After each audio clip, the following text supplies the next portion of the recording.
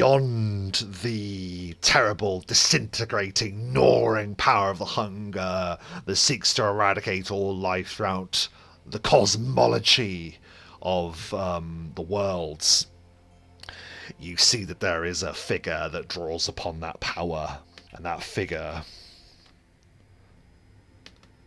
is known in legend as a pit fiend.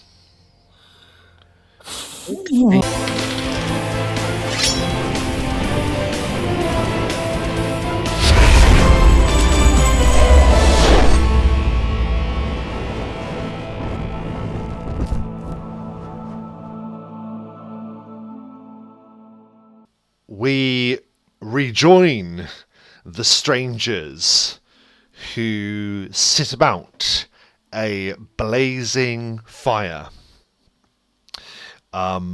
Night has fallen, and you all sit about celebrating, drinking, and catching up with your old comrades. Gao, son of Gower, and Kidos of the astral plane.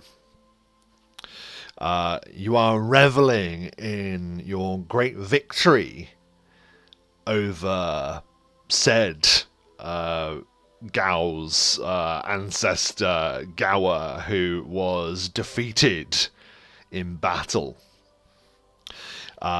slain, and tumbling over the edge of the Grenial Mountains.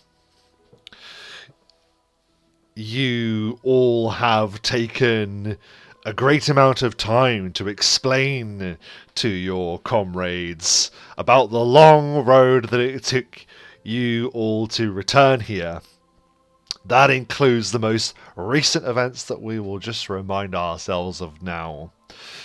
The many teleportation attempts that was required to get the strangers to the Grenial Mountains to face the giant of the Stone Throne, and how that had spawned another quest that you must investigate, the investigation of the Great White Worm and its connection to Cryorime, this mysterious white dragon you've been hearing a lot about, in connection to the Hall of Artifacts.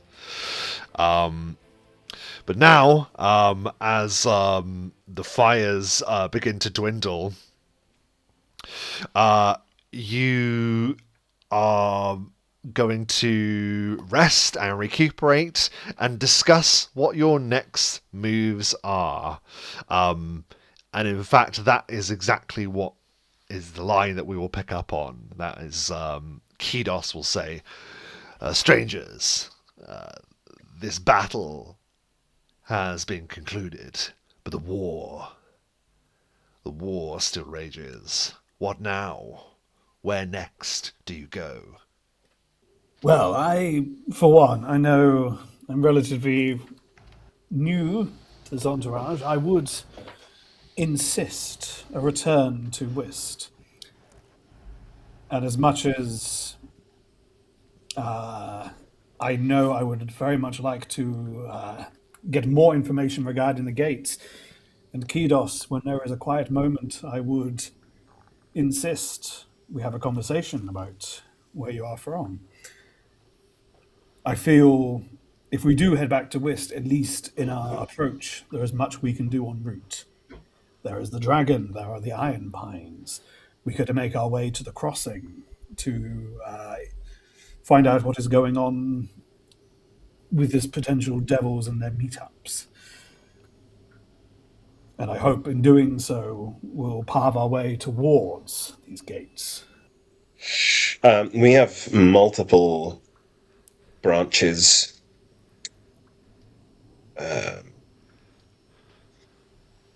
that we could pursue. The most pressing matter that we are obviously up against at the moment is the idolaters. The problem with that situation is that we have very little information on when they are to meet. Given that they are immortal demons, that could be tomorrow, it could be in 10 years. I suspect it's in less time than that, obviously, given that they are working towards stuff. But I think we need to find out more. So perhaps give a little thought to how we can do research into that, who we can ask for their assistance in finding out that information.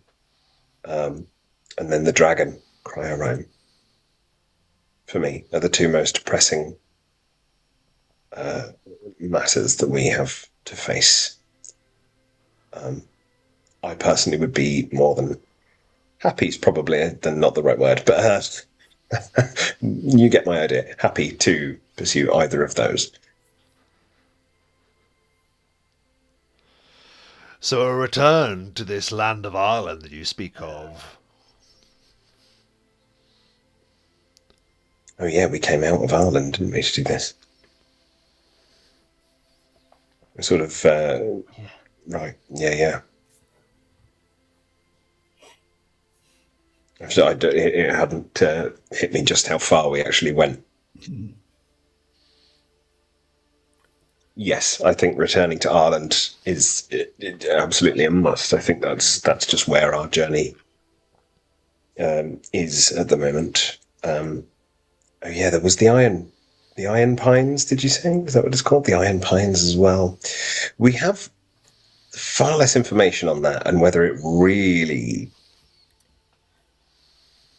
is about us or whether it pertains to Obsidian, if we opened up the map so we could have a look at where we are going. Yeah, I mean, absolutely. The only thing with the Iron Pines is, like I say, it's just whether it's a matter that is like we would be doing it out of curiosity. We don't know what it's all about, really. We know there's something going on there that's a bit of a problem. But well, do we have time to just go and explore little things because we're curious at the moment, like with our sort of mission? Whist is our safest return. And we've already spent enough time visiting the varying lands between here and there. No offense, Ansel, but these things do happen. But Whist is a safe port to return. Magical mystery tour. But looking here, the Iron Pines, to actually avoid the Iron Pines would take longer to either get to Devil's Crossing and just as quick to go through them to get to Cryorime's potential base of operations. And then, of course, Cryorime we think is Lake Zyzekel, right? Yes. Yeah, which is also kind of the Iron Pines is in the way. But that said, we could easily skip the Iron Pines, couldn't we? Lake Zyzekel isn't a problem because we've been to Fornia. Oh, there was also Fornia, actually, thinking about it. That's a thing we forgot. As on our list, we hadn't really fully completed that, and now that the idolater there is gone, that might be a place where we can gain more information, which is about the Devil's Crossing meetup. So I suppose then the question is, if we're going to stick with trying to deal with the Devil's Crossing situation, should we go to Whist? Do we need to go to Whist then if we're going to go to Fornia? Should we go to Fornia and try and wrap that up, and explore that and find out more about the meetup at Devil's Crossing? I think that probably makes sense. It's a sort of unfinished business situation, isn't it? Although we know that it's going to be a big challenge because we were told there's worse in there than the idolater. So we have to have our wits about us. Hopefully now that we have, beaten the idolater, we are a little bit more aware of just how dangerous that place is. We'll be in a better stead for that. So, yeah, I think that's probably a good idea. If it gives us insight, then yes. Rebellious, you've not been to Fornia, have you? No, I trust if you could give me a brief rundown of what to expect. I mean just for your abilities might make certain parts of it easier, harder. You can tell me while we're walking. because I remember Well, we're many. walking. It's a long way to walk. Well, you know what I mean. Elias. Whilst we're moving. So we set up camp, didn't we? Not far from Fornia. Why don't we do that and head to the camp? Because we spent the night there, so it'll be a good place to teleport to. And then we can approach Fornia on foot rather than teleport into a possible hairy situation that we're aware of. One question would be, Kidos and Gao, what are your plans? Do you intend to come with us? That I feel should be a question for Gao, though at this time he appears to be indisposed. And you look at the half giant, and he's actually moved away from the campfire. You will notice at this time. He stands upon the massive giant stone throne that kind of throws the great shadow over your rest place. And you see that every now and then the light of the fire glints on that shining coin that he has for one of his eyes now. And you can tell that he's muttering some kind of strange language. Do any of you have the language of the giants in your resumes at all? No. So you No. can imagine he's speaking giant because he doesn't really have the intelligence to know many more languages as per the rules, but he can speak giant, and he's sort of like singing this very strange warbling kind of song,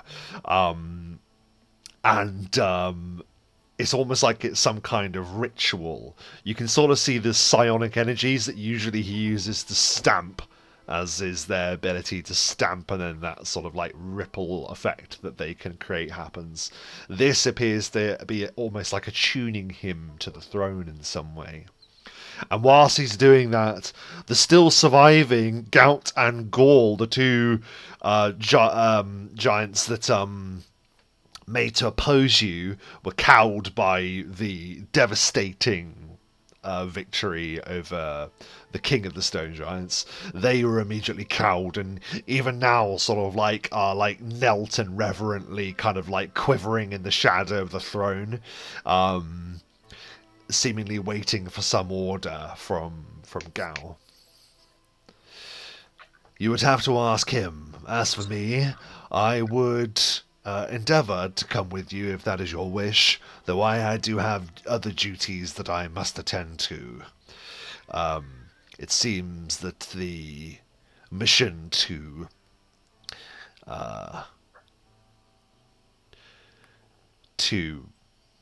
find a safe place for my people to exodus upon has, well, it's been a complicated time, and that must be my priority. You wish to know of my plight, Rebellios? Well, I am a harbinger. I have been sent forward in an attempt to find salvation for my people on the other side of the bright gates. For we, like you, so I hear from your stories, at least originate from another place entirely. The Githyanki come from the astral plane, where we have battled for eons against the Mind Flayer's great design. But even they are cowed by the power of the hunger that sweeps across all of existence. It is that drives me now. That power burns within me. I have been claimed by its power, but I resist it every day. Resist it in the hope that I can find safety for my people.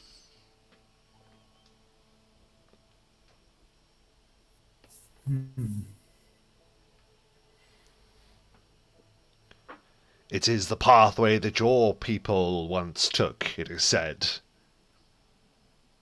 We intend to follow. Wow. Perhaps, perhaps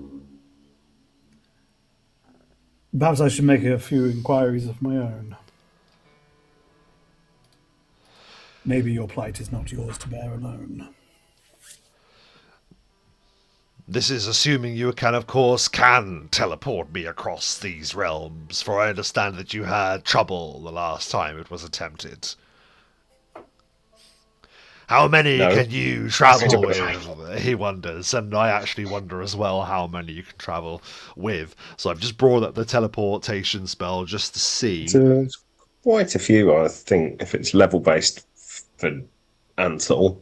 Depends on how the spell You works. may also bring one additional willing, medium, or smaller creature per 3 caster levels.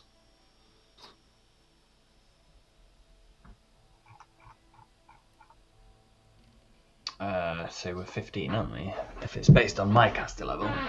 Yeah, well, I guess we never said because it was sort of like your ancestral gift that you were given. So I'm going to say it's your...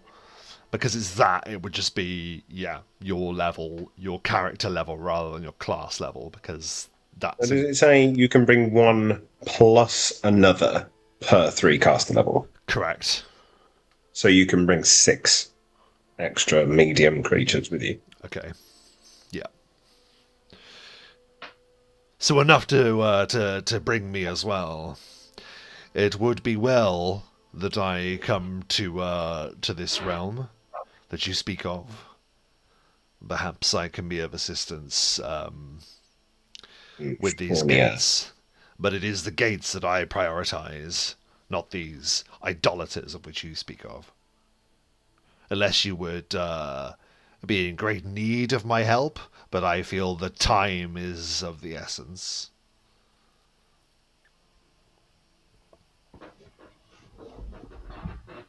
If you feel your expertise are best suited elsewhere.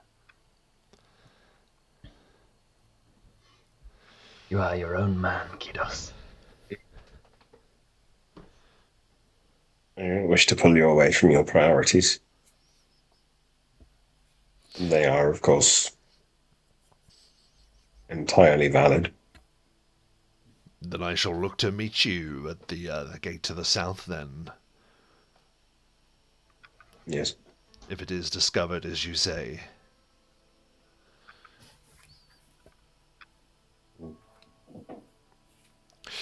But as for Gao, I believe he will need time to summon his allies to him. I think he's going to be busy kinging. But is in, of course, a great debt to the strangers for all that you have done in placing him upon that throne. The stone giants will be worthy allies. Placing him on the throne was the repayment of the debt, wasn't it? I can't quite remember what the deal was. You agreed to help him, basically. Yeah, I think you just agreed. He asked for our help when we came across him, and we said, if we can. I think we just thought it'd be fun.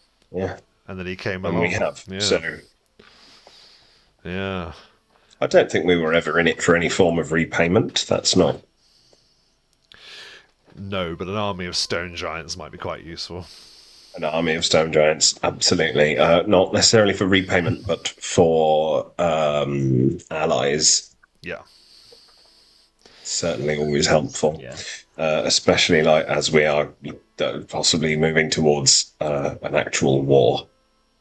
That might be very, very useful. So. Might be good to have an army. But as I say, at the moment we need to learn more about the war and about the idolater. Well, the war follows. And you say in defeating these idolaters, this Hell Queen will then swear the forces of Ireland to fight the Dominion. Is this so? That's yes. That's what we believe. Yes. It is a web of arrangements, Mm. but it is always a matter of war and diplomacy. We do. I mean, we know a little bit about diplomacy, but generally, as a team, we are a weapon that is pointed, and we do the best that we can.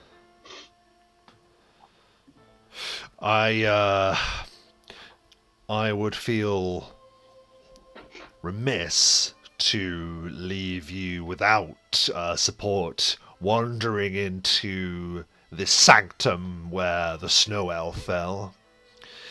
It is a great shame that he and I will never have a duel where he bests me. I'd hoped that he would have risen to the challenge one day, alas. If you wander, however, into realms where he was slain, I fear for you. My power is yours Fear if for you would. ourselves. My power is yours if you would ask for, if you would have it. And that's basically down to you guys. If you really want Kidos to go with you through Fornia, there's no real reason why he would say no if he then agreed to then, as soon as that's done, head to the gate. But if you don't want to delay him in that, then he doesn't have to. That's entirely up Yeah. to you guys. The problem with that is we don't know, do we, if we can head to the gate straight afterwards, because we don't know when the meetup's going to happen, and that's what we're going there to find out. I don't think we can make a promise to him that we're going to head to the gate straight afterwards, because we don't know where things are going to lead us. We obviously have every intention to, but what say you guys? I think it's probably better to have Kidos go to the gate, do his business, and then potentially meet us later if we're then going to have a bigger challenge of fighting a load of idolaters where we know that we struggle with. Likewise, having gates are an interest of mine as well, so having someone there who could scout to that early works in my favour as well. It is as you say then. We shall teleport with your strange powers, Ansel, and then I shall journey to this south point to learn of the situation there.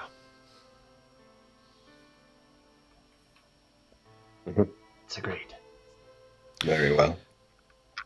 And so it is that the strangers are able to get a full rest. Nothing bothers you, for you are now in the domain of Gao, of the stone giants, and this peak is, his neighborhood. So you're able to rest. And of course, if there's anything that you would like to do during this rest, by all means, is there anything that you would do, prepare, before we then do the teleport jump to Fornia? When things are quiet, Rebellios would take out a stone bird by the looks of it. He will, in Celestial, just sort of give a rendition of everything that's sort of happened to this point, and then sort of just aiming roughly in the direction of Eldarium, just throw the feather token as the bird flies to back to Eldarium and to You send word to the northeast. yes. That's Kidos saying that as he watches the message go. Yes, my my men that I lead. It is good that they know these things, and if the need comes, they'll be ready. My people will serve as powerful allies in the war to come. Perhaps that is something you should make clear to those that you serve. I hope that sanctuary can be offered to them. for they offer much in these grim times. Yes. I have regaled as what I can, but these matters are to the Council and to the Paragon. But I will insist and implore for what we can and for what aid we can provide. So Kidos will nod, and at the mention of your Paragon will simply say, I hope this Paragon, this leader of yours, is wise. As do I.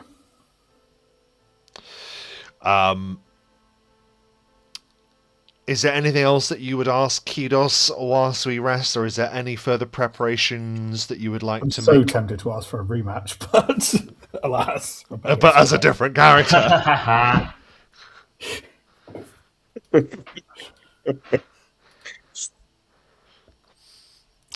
I'm good. Okay. Night passes. The next morning, the sun rises. Understood that. The sun rises, and you, of course, have now made yourselves ready for the journey. And all that remains now then is for Ansel to see if he can perform the role required. So, was it you want to teleport into a particular area of the dungeon of Fornia, or did you want to teleport outside of the sanctum I itself? think we made a camp that we moved from, and we did a charge, didn't we, from a fair distance, so we could just about see it, and we charged from a distance. So essentially, we've just got to cross like a field, and I think we camped overnight Yep, that's in absolutely said fine. place, and that means it'll be really well studied or whatever. Yeah, very well studied. So, And then we're not going straight in as well, so we can sort of address the situation as we come across it. that's right. So to be on target, Dom, you need to roll between 1 and 97. 98 and 99 will be our target. 100 will be a similar area. You can't mishap with very familiar, so you can only inconvenience yourselves. Let us see what fates have in order. Yay! 25. Everyone together. Hey! Hey! And teleport you do, and as I do that, you just hear the final grateful cry from Gao and the stone giants, and you can hear the song of other giants echoing across the Grenial Mountains as already they flock to the call of their king. And it is that last sight that you see before the Grenial Mountains disappear before you, and the Fort of Fornia appears before you in the distance. Oh, and Sylaster's still there. That's awkward. Oh. Awkward. And Thiggy isn't there either. Well, you're only going to be there for let's see. The fort itself doesn't look to have been repopulated with guards or anything. Have you been moved there? No. Oh, how weird. No. Well, let me try that again then. Still around the campfire. What a lovely camp. It's delightful. There we go. My bad. My bad. It's horrible. Yeah, you arrive sort of in the heart of the fort, and yeah, all these guys, all these enemies are no longer there, so I will just quickly get rid of them. There we go. Yep, so you arrive, and an eerie silence has fallen on Fort Fornia. Ansel, with your visions, you can see that a great amount of the infernal magic that was around this fort, indeed the magic that kind of pushed the fort up with its infernal power is almost kind of dissipated. You can imagine due to the destruction of a Mozarin here. So it feels a bit like a grave as you arrive here, almost. Of many people, you could say. Huh. Oh, we know our way inside. You do. Let us descend through the door. Mini hell.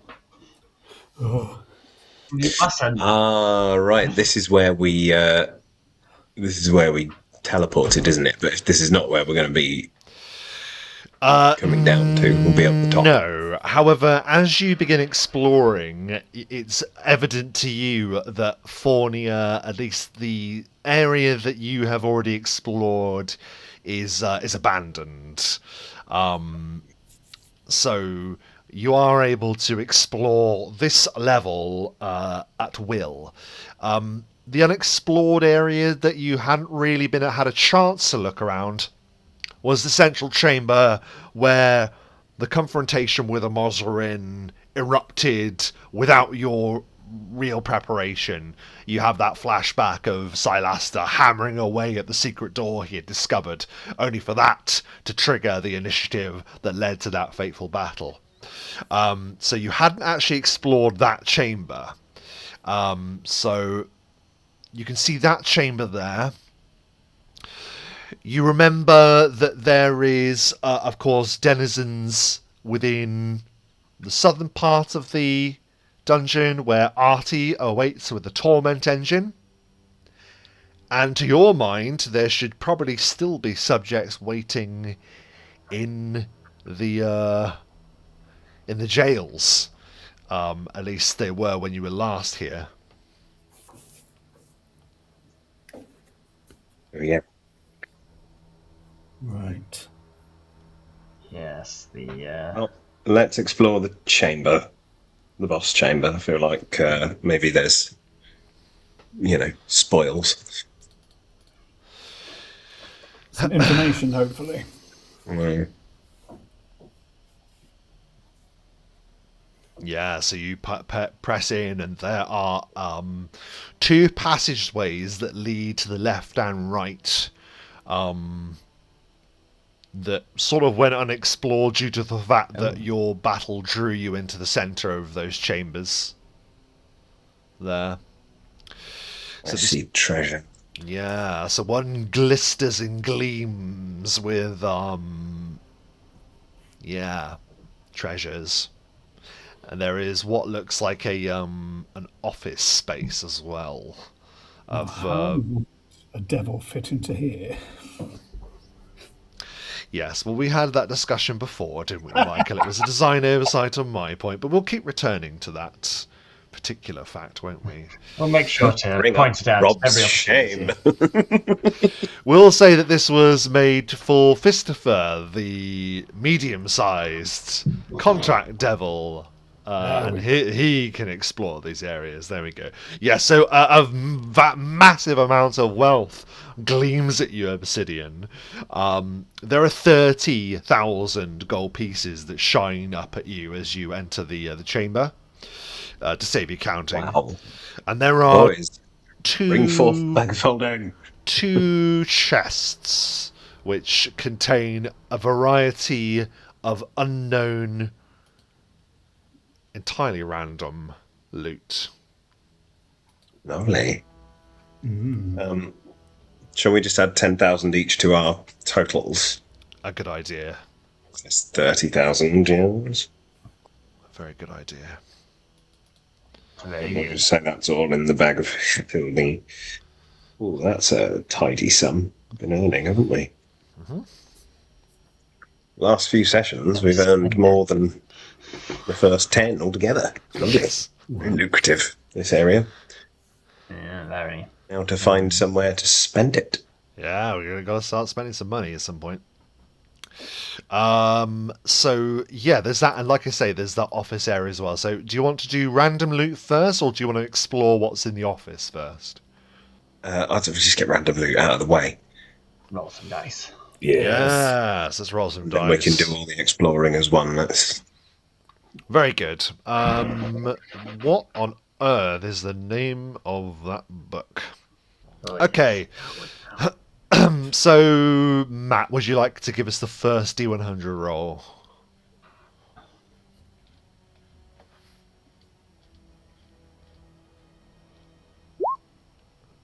yes. 37. 37. Yeah, if you wouldn't mind saying them, just because then I don't have to keep jumping back and forth between the pages. So 37 is you pull forth a beautiful cloak that appears to have been sewn together with scales. Obsidian, this is the cloak of the salamander.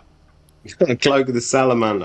I seem to This remember cloak made of scales from a reptilian creature wraps its wearer in a deep blue flame. Any creature striking the cloak's wearer with a natural attack or melee weapons that deal normal damage also takes 1d6 plus 7 points of fire damage. So you effectively have a fire shield upon you as you wear this cloak. That's pretty cool. Use fire shield. It would kind of get in the way of the other cloak that I'm wearing now, so it might be better for. The somebody else to- asking price is 56,000 gold pieces. It's more valuable than every coin in the room. Sell the living crap out of that. I've written that. Yes. That's fine for future sales, unless anybody would like to I wonder if it's part of like a set. call dibs on it. The cloak of charisma, sadly. Would you look at that? I also Yeah, have a cloak. you can't beat a cloak of charisma. Really, they are great. Dom, you go next, please. D100. Me? Aye. I'll give you a D100. How's 41? Can you Well, read? 20's just like. I'm actually Oh, gonna. I've got Mike. Hello, Mike. I'm actually going to ask you to re-roll because it's one of these Incarnum items, and we've never implemented Incarnum. So, for now, something else, please. How about 56? Ansel, you reach in with one of your long hands and pluck out a single pink and green sphere that gleams beautifully. You have found a pink and green iron stone. Iron stones are great. This stone grants a +1. Oh no, this stone grants the wearer a +2 enhancement bonus to charisma. That is good. Does that stack with a cloak? I don't know. I don't think if it's an enhancement bonus, I don't know if it will. A +2 enhancement bonus to charisma. The cloak is also an enhancement bonus. Ah, shit. Add it to the loot pile then. That's a shame. That is a shame. Mm. Unless only- anybody's got a +2 cloak of charisma rather than +4, in which case the iron stone is better. Because it doesn't take up a shoulder slot. No. I Take have a off the +4 cloak, put on the cloak of the salamander, and then have the iron stone. Yeah, I'd lose 2 points of charisma, which is my main stat, unfortunately. Same. So, Well, it is technically a wondrous That's- item, and however, the cost of it is only 8,000 gold pieces. oh. There you go. It's +2 enhancement, isn't it? So it's a standard for a +2. Yeah, I guess. It's not far off what you'd pay for it. Group loot, Michael. I'm making a note. I make a note. Then we can. Come on, Miguel. Yeah, please. 52. You roll a 52, and Rebellios, you're absolutely right. You do reach into the similar part of the chest, and you pull out a similar looking item.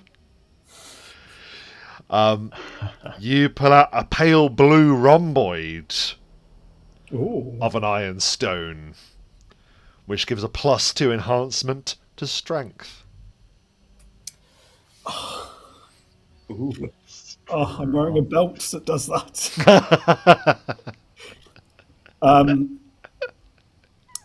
Ansel or Obsidian, if any of you want to boost your strength, +2. Yeah, 8, 9, 10. That would put me at a Yeah. +0 instead of a -1. It doesn't take up a slot, it just hovers around you. Which, I mean, it'd be handy, but it's up. I mean, Ansel, would it do you a better service? Because obviously, strength is not vital to me. It would just help me get out of a few situations if I had it, possibly. It is also It's probably worth more £8 useful for grand. you because my attacks are touch attacks anyway, so it doesn't necessarily help to hit. And does charisma. It'd give me an extra point of damage, but the majority of my damage, like with the claws, is done by other things anyway, so it's not. Well, this is all my attacks are touch attacks, and I took weapon finesse for melee touch as well. So it's all on dexterity. It'll make nets a little less intimidating for you. That's it. You see, that's the thing. Situation, but It will mean that I don't have a minus on grapple, and a couple of skills won't be so minus. I mean, that's it really. So, yeah, go on then. I'll done. pale blue rhomboid. 8,000 gold pieces. Rhomboid. And then also, Matthew, when you are ready, a D100 as we move to the next table. We're still in the same chest currently. If we can get through these rolls. Oh, another 47. What the hell? We're all rolling roughly around the same. It is, however, Oh, like I say, a different table. So 47 now. All right, okay, that's cool. Yep, that's a different table. So Belt of Battle is something you find. Oh, a belt of battle. I've heard of that. Battle. So, this leather belt bears a platinum buckle set with 3 small black pearls. A belt of battle helps you avoid being caught off guard in combat and allows occasional bursts of extra activity. While worn, it grants you a +2 competence bonus on initiative checks. This is a continuous effect and requires no activation. In addition, a belt of battle has 3 charges, which are renewed each day at dawn. Each time you activate the belt, one of the black pearls set into the buckle turns white. The pearl returns to normal when the charges renew. Spending 1 or more charges grants you an extra action, which must be taken immediately before you take another action. 1 charge allows 1 move action. 2 charges requires a standard action. Gives a standard action. 3 charges gives 1 full round action. So a full round extra. So if you use 3 charges, once per day, you can basically have a 1 full round action in addition to what you're up to. And that is something you just find randomly. Pretty cool. Wow. That would be useful to any one of us. That is useful to everyone. Literally everyone. There doesn't appear to be any restriction on who can wear it other than if you just have the belt slot available. It is apparently only a moderate magical item worth only 12,000 gold pieces, which is staggering to me given the... For once per day. For once per day. Jesus, I could just do this now. Yeah, exactly. Well, we will probably have to have a fight over who gets that, because that's beautiful. Well, I don't have a belt slot, so Mike, don't have one available. I'm wearing a belt, so I don't have a waist. I don't have a I don't know. Hang on. I'm not wearing a belt, no. Mine's currently taken up, so well, by default, then. So it grants you an extra. So it's not. I see. So you have to act, but then as soon as you've done it, then you're allowed to do something else in addition. I think, yeah. So you can't use it out of turn or anything. It has to be within the same. So turn. it's essentially it grants extra actions. It doesn't grant in betweeny actions like just randomly. You have to. It extends your actions. Okay. Well, look, I've written it on, but Dom, what I mean is it not better than the belt you've got? What is the belt you're wearing? hold on. I think I've got something warlock specific in that slot, so I don't think. I think like it might be technically better than what I've got, but it's not. Like I'd be losing something as well. I'm always one of my issues at the start of combat is that I'm always doing little random setup spells. I have to summon this before I can do anything. I have to summon this before I can do anything. So for me, it's handy certainly if I can get a little bit more done to get in the fight. Take it. That's useful. 3 charges. Yeah. You use the full round action that allows you to do your summons straight away, doesn't it? In addition to an opening spell of some kind. So yeah, that is pretty strong. Yeah. Yeah, because that's been the hampering, is that whenever we go to initiative, if you want to bring anything in, it's like, right, for a turn, I just stand here. I just stand dead still, or if I want to summon Spectral Hand, Spectral Hand is the spell I cast. It does nothing to the battlefield. It just takes, so, yeah, for sure. Okay, that's cool. There you go, then. Thank you. That was you that rolled that as well, wasn't it? So, it was me that rolled it, yeah. So fitting, Obsidian, that you're the one that draws those black pearls that will turn skull white when you use them. Excellent. Ansel, a roll from you as well, please. D100. Here goes nothing. Oh. You find a belt of battle. Are you fucking serious? There's 2. There's 2 of them. That's amazing. That is brilliant. We'll say. Hi. It's just in a different shade. Maybe we'll say. Well. Yeah, listen. I can't really say it can't be another belt of battle, can I? No. If it's properly random means that 2 of the same thing can occur. That's what true randomness is. So another belt of battle is found next to it. These twin belts were created by 2 twin. There's definitely a backstory masters. that's awesome there, isn't there? Yeah. Okay, there's another belt of battle. The Wonder Twins were raiding the dungeon together. Activate. Belt of battle. Activate. Obsidian has to put another belt hole in his because he's just lost so much weight. Well, who's getting... Ansel, are you having the other one, or what?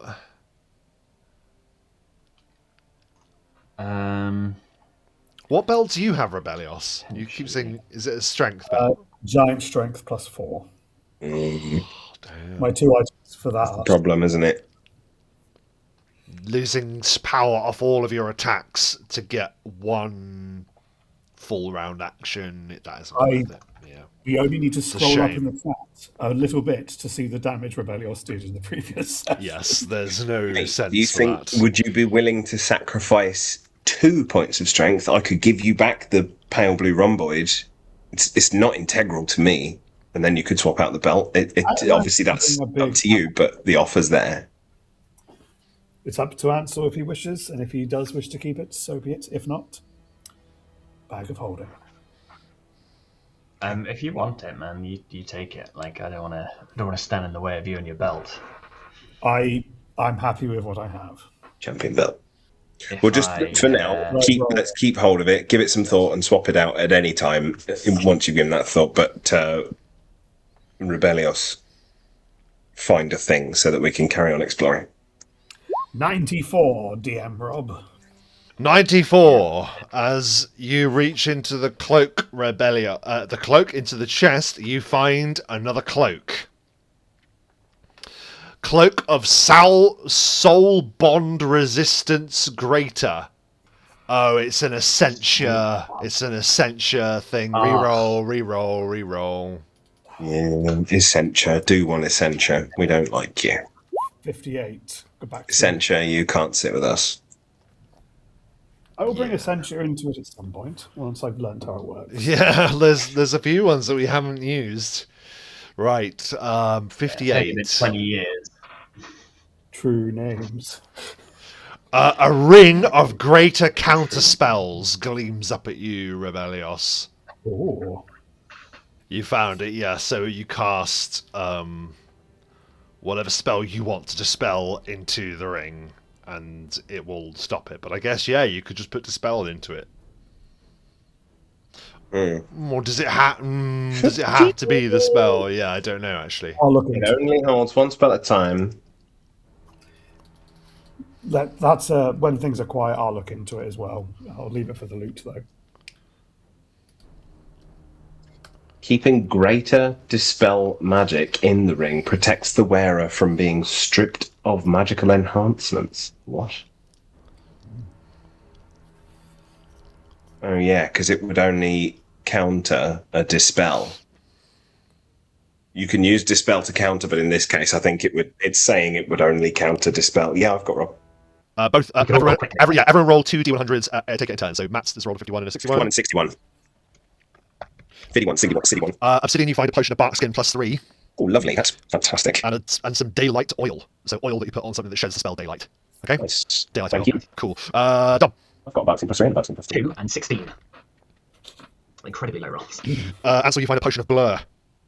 Blur. That's so helpful. The progressive rock band of course, the late Mischance. 90s. And 16. 16. No. A potion of bark skin +3. Hey! I don't know how that overlays because there's different... Yeah, that's weird. Okay, there you go. Your 16 got the same as my 51. Yeah, they are lined up. Yeah, how weird. Yeah, cool. Wait, no, I've been looking at the wrong... Lovely. Do you want to keep the bark skin, or do you want to... It's better for you to keep the bark skin, trust me. I roll lower. I've done that wrong. You're better off to keep the bark skin, I can promise you that.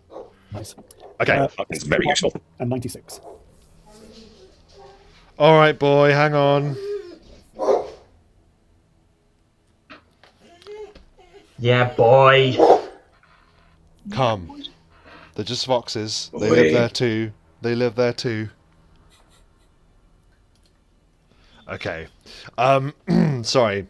Let's go. Say those again, please, Michael. Sorry. 61 and 96. 61 and 96. No, it isn't loading on my fucking page. You get a potion of water walk. Water walk. Okay, Nice. and 96. Magic vestment +4. It's a surprise. Usually Matt gets magic vestment, but today it's yours. Magic vestment +4. Magic vestment +3 on mine at the moment. So. Nice. Okay. Okay. Next So stack, I'll do that and bark skin, and everything's going to be funky dory. that is all the potions and all the magic Okie items that you dokie. find. Excellent. All the treasure. Let's explore the office. Yes.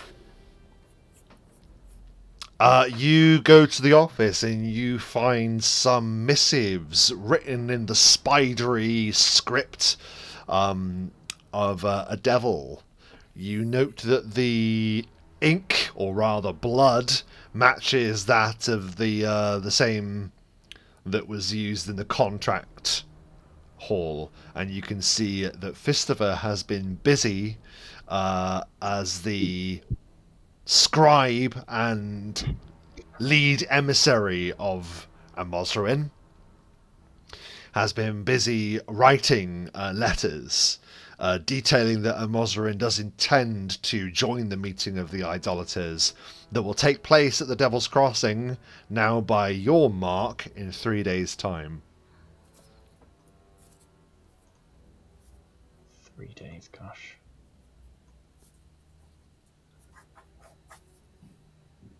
Shit. Hustling on I horse. don't even know. Can we get there in 3 days? Do we have the Necro Wagon with us? No. No, we teleported. Could try teleporting. Necro Wagon is in town. So we could teleport back to Wist, but then we have to wait a day to teleport back now. So essentially what we need to do is deal with what we're going to deal with in here and then get a Jimmy on. In run. You seem to recall there Fellowship. being some mountains nearby. Perhaps, Ansel, you could climb to the top of them and see into the distance and see how far you can get. Maybe. I have scrolls of fly, which would speed up overland travel. I don't have anything. utility I can spells. I teleport do. short distance. I don't do those. I ran out of teleport scrolls in the previous session. No comment. What do you do now? Oh, Head down the stairs. so have we explored this room that he was in? Is everything pretty much clear in here? Everything else is cleared. The scales that was once used for weighing the souls committed to the idolaters just hang there, not in use currently. The fires still blaze, but yeah, everything else seems to be looked after and looked for. Yeah, it was the stairs, wasn't it? That was where we hadn't explored, so we'd done all the rest. Maybe we should very quickly check the cells and see if the guy is still in them, because we did say that we would let him out after we beat. And I don't want to break. Sylaster gave his word. He said that, And but I Sylaster died. just think, like, if we allow that to be, I don't want to break Sylaster's word. Let's go and have a quick look. Legacy. Yeah, we can't not really. Do you want to avoid? Oh, well, you're already going that way. Yeah, no, I mean we were totally gonna come this way. Yeah, well, in that case, then, Obsidian, you walk to there and you see that Fistifer is still there. And as you wander past, he says, "Oh, I do hope your tactics paid off in the battle."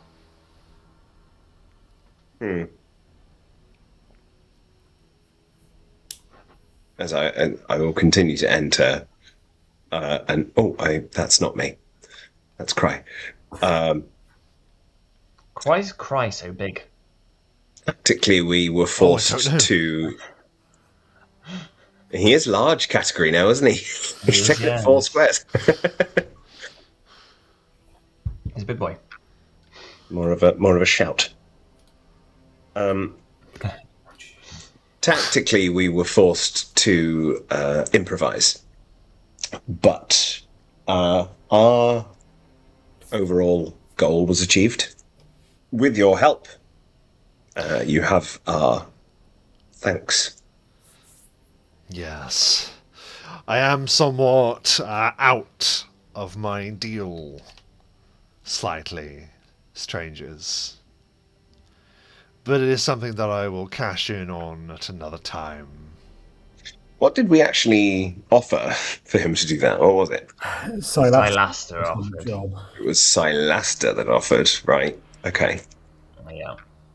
Yes, your friend the Snow Elf said he would take out a target of my choosing in return for this power, and your friend has seemingly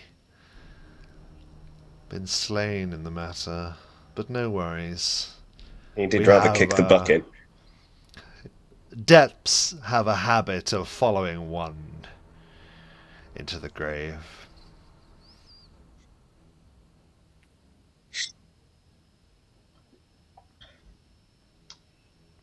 I'm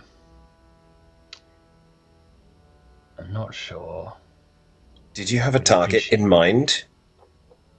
Yes.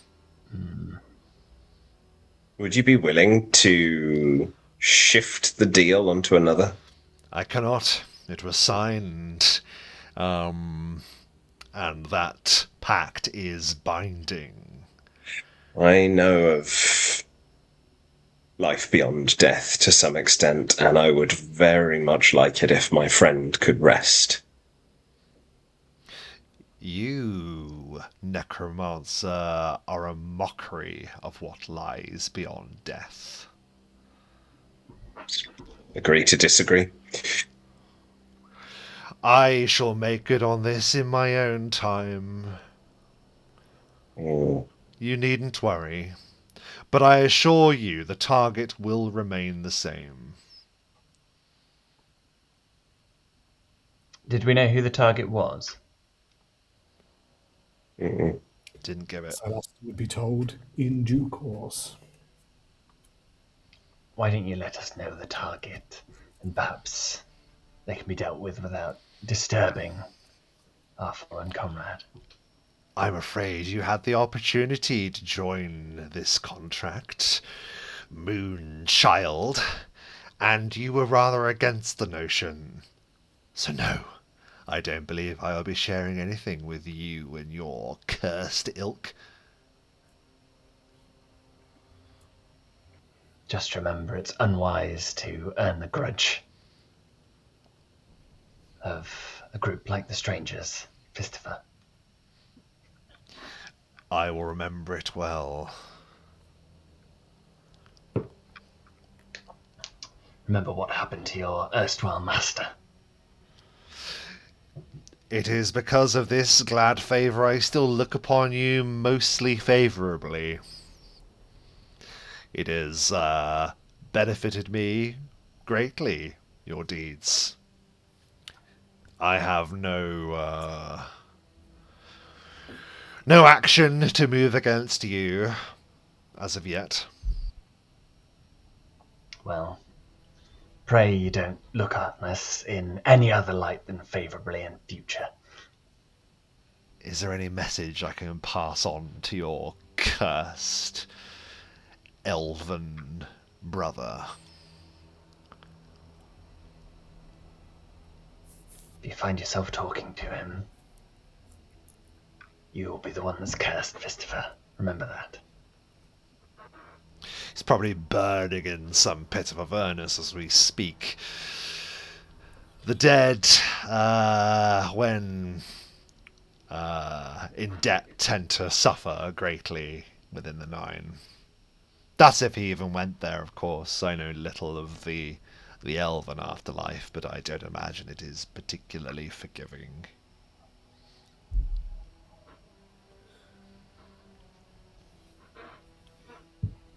I believe this conversation is at an end, is it not? Do we keep moving?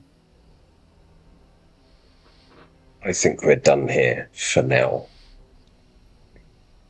Rebellios will throw Fistifer a look, and not of anything to do with Sylaster here, just as a celestial, or, well, celestial blooded to an infernal. There's just a look of just hatred. There's a flash, and his wings appear just for a moment, with just a bit of light, just doosh, but nothing more than a fleeting flurry. I look Ansel forward to flinches at the light. I look forward to any future business we may have. And as you continue, the doors close behind you. We have returned, and while it is the same session for you watching Roll the Bones, it is a new session for we, those that play it, because of Roll20 shenanigans. But as a brief reminder, the strangers have returned to the Sanctum of Fornia, the dungeon that was reigned over by a Mosrarun who was destroyed in the Battle of Wist. The strangers have returned here because they have a few loose ends to wrap up. And one of those loose ends lies behind the door of the cells that you should now be standing in front of.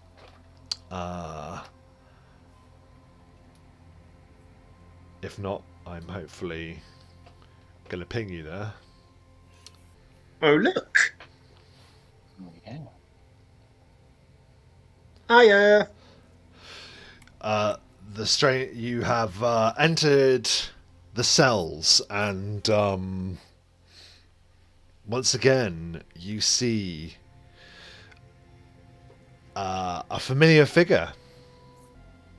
So before you is Dash Wild, who is the rogue that the strangers met, who informed Sylaster about the cursed braces of defenselessness that had been locked onto his person. Dash opens his eyes as if from some disturbed and horrible sleep, and with a start he goes, "Huh! Oh! You have returned.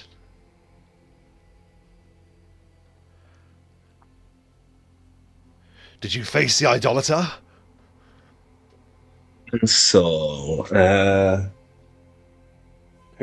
which one of us has got? Can one of us do randomly, innately detect magic? Otherwise, I'll just cast it. It's fine. I think Ansel can innately detect magic. Just in case, I just want to make sure that this is still the Right. same guy, because it would be a really good ruse, wouldn't it, to swap him out with a demon?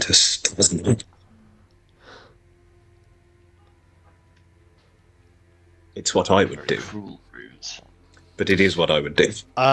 You don't see with your magic vision, Ansel, you don't see that there is any kind of illusionary or a different kind of magic that was on Dash since the last time that you spoke with him. You do remember that the jail cell itself is kind of a anti-magic cell, whereby when the lever is pulled, you have none of your magical abilities will function when you're inside the cell. So if he's wearing magic items, those effects would be nullified and so on. So the only thing you really pick up on is that energy that runs through them. Okay. Well, if the anti-magic is still there, if you can detect the anti-magic, that means that it wouldn't work anyway. Correct. Would it? Nothing would be able to disguise itself as him, which is good. We met with the idolater. Yeah, I see what you mean. We discovered the idolater. We had an encounter with him and his forces. And he is no more. And what of your friend, the one that bore the braces? Also no more. I told you! He screams through the bars. I told you! I told you! Fools! I do not feel that our fate would have been, or his fate would have been any different had we acted any differently in this situation. However, we did promise that once he was defeated, we would return and release you, and we are here to fulfill that. Well, I am glad. I am glad that you have honoured your word, and I am humbled by it. Thank you. And I'm sorry for my outburst. But I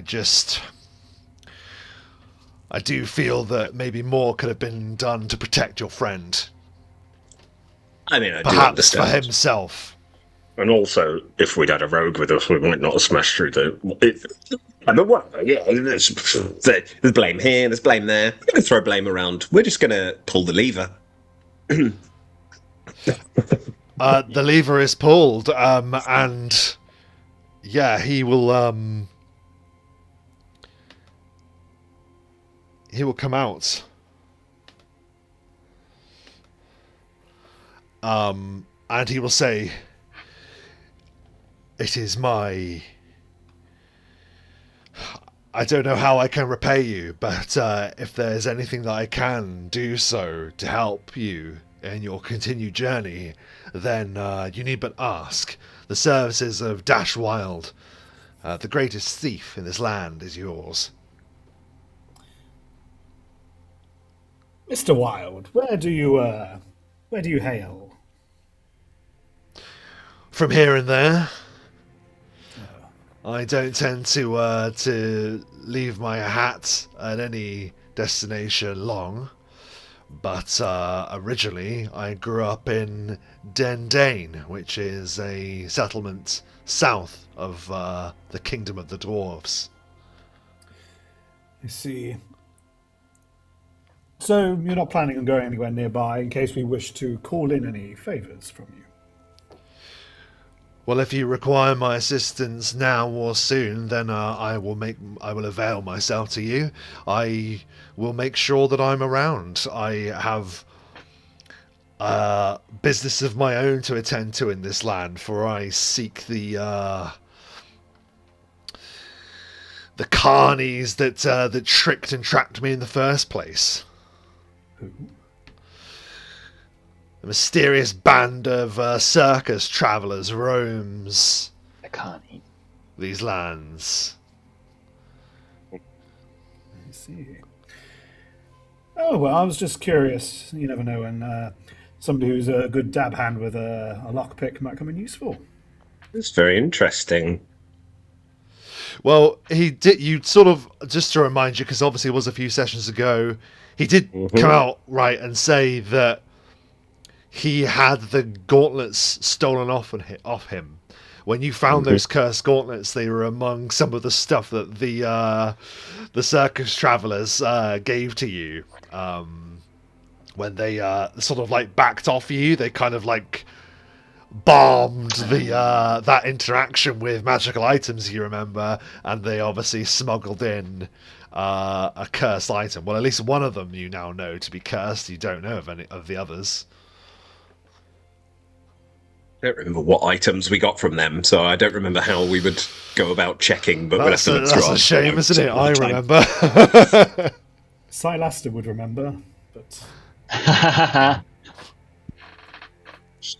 But he didn't. Sylaster I don't remember him telling us that, because I do remember that he told us that obviously that he'd stolen them first. That's how he knew them. He was like, "I know exactly what you have." Yeah, because I stole He them. didn't tell us about the circus guys. That wasn't mentioned before.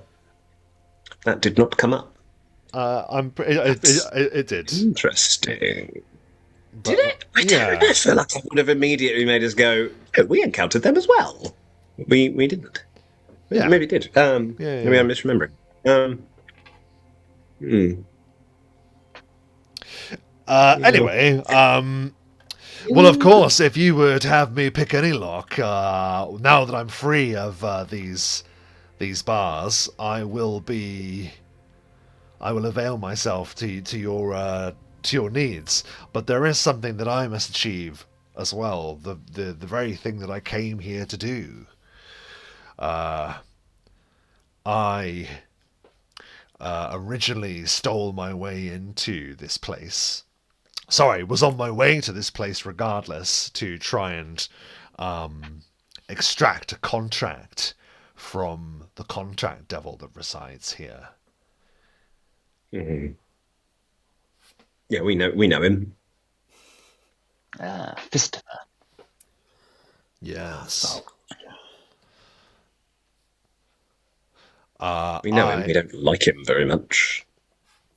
I have already my name signed to a contract, which is why I was not too pleased with the idea of submitting to your Gaius quest that you gave to the Rakshasa. So this was my motivations for being here. Fare very well for the Rakshasa, by the way. Yeah, there has been no sign of Jurgle the Rakshasa, no hide or hair of the Tiger Man. We don't quite know what happened to him, but he tried to escape and something bad happened. Something awful. We don't quite know you what think happened. Yes. We heard A some series horrible of bad things. things happened to him, didn't it? But he kept trying to, weasel out of it. Weasel out of the fight halfway through. Yeah, he did. Yeah, That was very much full on just ran from the fight, which was very much not on us. We weren't trying to force him into the fight, but it was like, well, you just weren't very clever. Why start the fight and then run away? He didn't start that fight. Sylaster started that fight. I have you know. He did. That is true, actually. Yeah, totally fair. Question that I have. This may be the answer. May be absolutely nothing. But since our last encounter, have you heard or seen anything in here that may be of interest to us? Because obviously the place is a little bit more abandoned than we left it. I just and heard. We know that they set out. Yeah, I heard footsteps, massed footsteps of some organized force move through this place, but for what else, you really were the last people that I saw before you have arrived once again.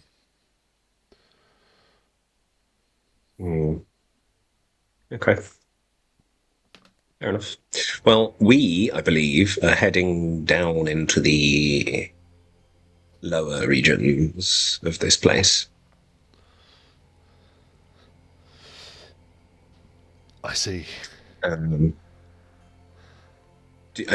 you wish to confront Fistify, or No, that is not my field of expertise. No, I'll simply wait until the opportunity presents itself, and then I will take what is mine rightly back. are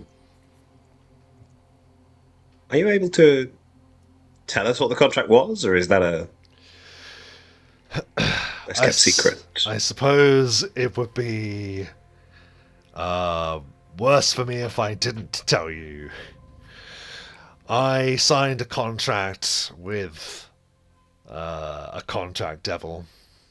It had a title known as the Hands of Fortune. I signed a contract that would mean that my thieves' skills would never fail. I could never fail in picking a lock, or picking a pocket, or making a sleight of hand when needs be, or a clever movement of the wrist. But eventually, the twist in this power came to my knowledge. I started to understand that whilst I had this immense power to never fail, to never falter with my thieving skills, it would also mean they would never stop. I found myself waking up in the night, and I would have stolen things without even realizing it. Even now, I could be actively working upon taking your belongings, and I would have no means to stop myself. So whilst I never fail, I'm also incapable of trying to fail to steal things.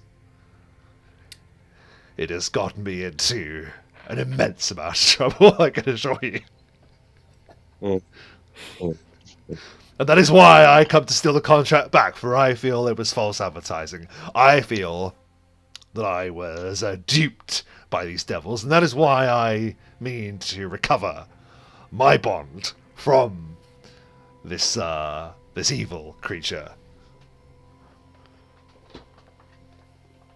Even now, you can see his hands are sort of like check our belongings. He's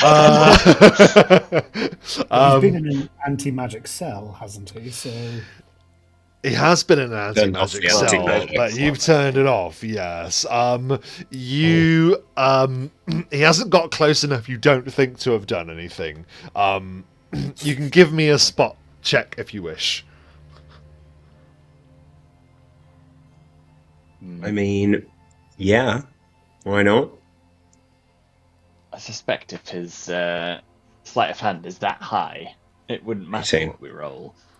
Exactly. Well, it's just see if you can find something that's afterwards missing, not notice it at the time. Yeah.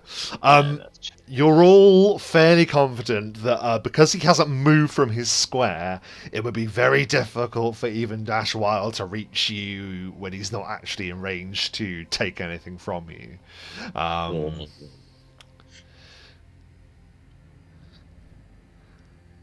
So I never fail to find the solution, but I never stop. well, This would be another really good thing for a Geese quest, wouldn't it?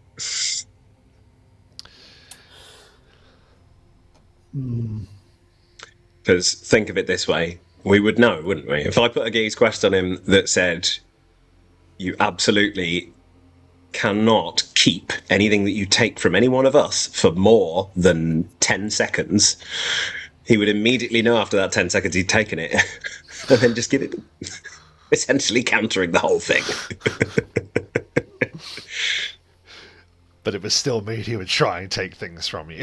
If it was within 10 seconds, he'd still take it off you and then have to give it back to you. But then within 10 seconds, he'd have to give it back. So it'd just be like, well, okay, fair enough. Oh, by the way, I just took this. He's more of a magician and less of a thief.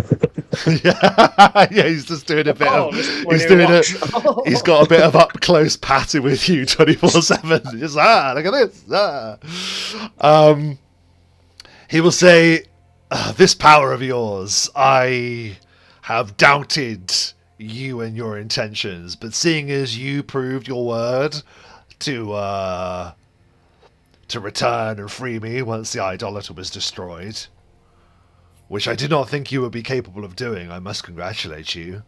Well, if you've kept your word... He was tough. You were right. If you've kept your word, and this will allow me to repay you in kind, very good. I would say that you just localize your Gaius quest to your persons, for I do not wish to be responsible for anyone I might need to take things from in the future. You understand? No. That's literally just so that we could work together in this dungeon. I wouldn't want to extend it any further. I don't want to ruin his life and stop him from completing his mission. He'll steal his contract back and then go, oh, by the way, Festival, to give it back. He will look to you and Rebellios. Would you say you wear your colours of the Knights Ascendant publicly when you adventure? Is it clear that that's what you are? I mean, I'd imagine he's embellished it within the spell that is his armour, but he wouldn't hide it. It's probably on his cloak as well. There would just be symbols. But yes.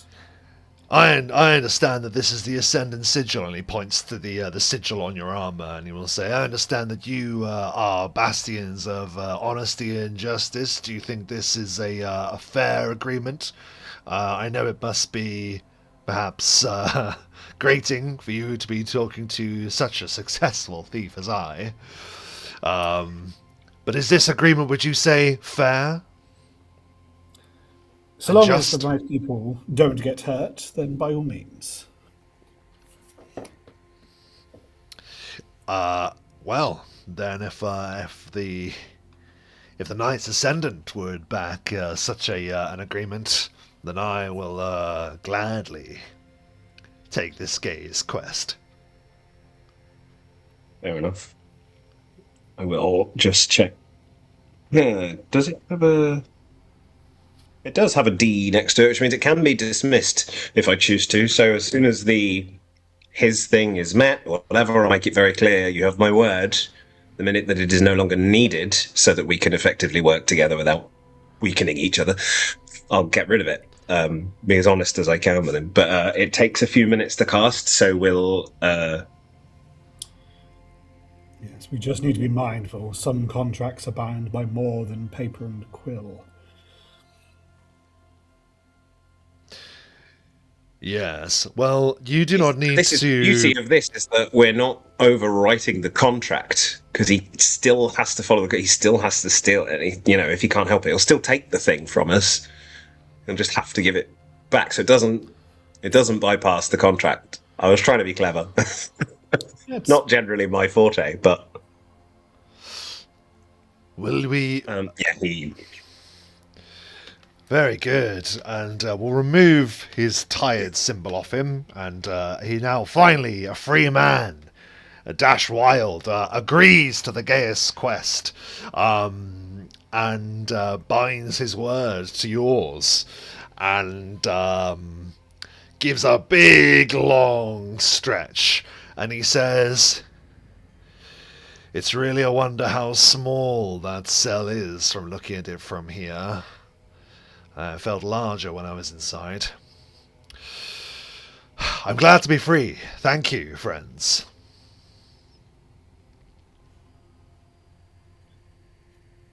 I mean, yeah. You're very welcome. You had our word.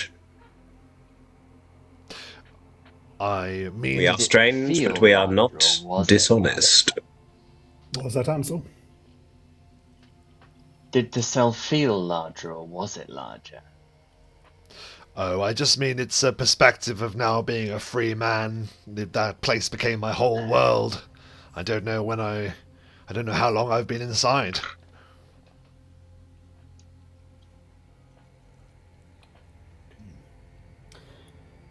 Well then, do you need our assistance with getting your contract back?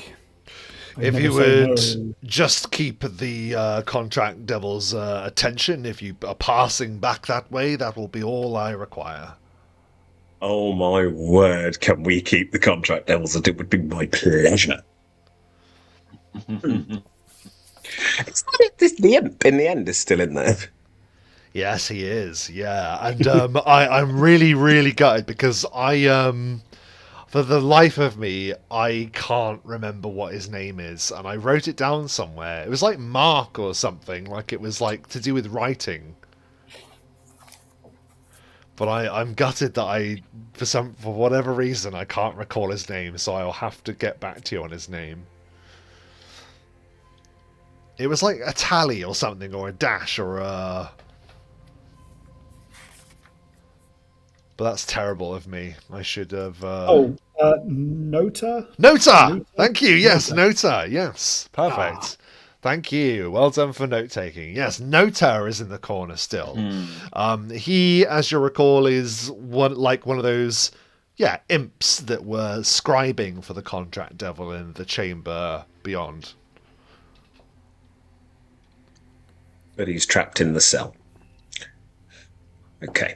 You remember he refused to be set free. You offered him freely to step free, but he said that he would not want it because he will simply return to the call of his master. His master would see that he has been released, and thus he would receive more retribution. So he just opted to remain in his cell. You can see he's sat in the corner just averting his gaze from you, like hoping not to be noticed because he desperately doesn't want to be set free. Good. In which case, I will very quickly go back and make sure that the lever is back where it should be so that he can't get free, because I don't want him running off and snitching. The lever closes and the anti-magic of from another place descends back upon those cells. You are now free to move ahead should you choose.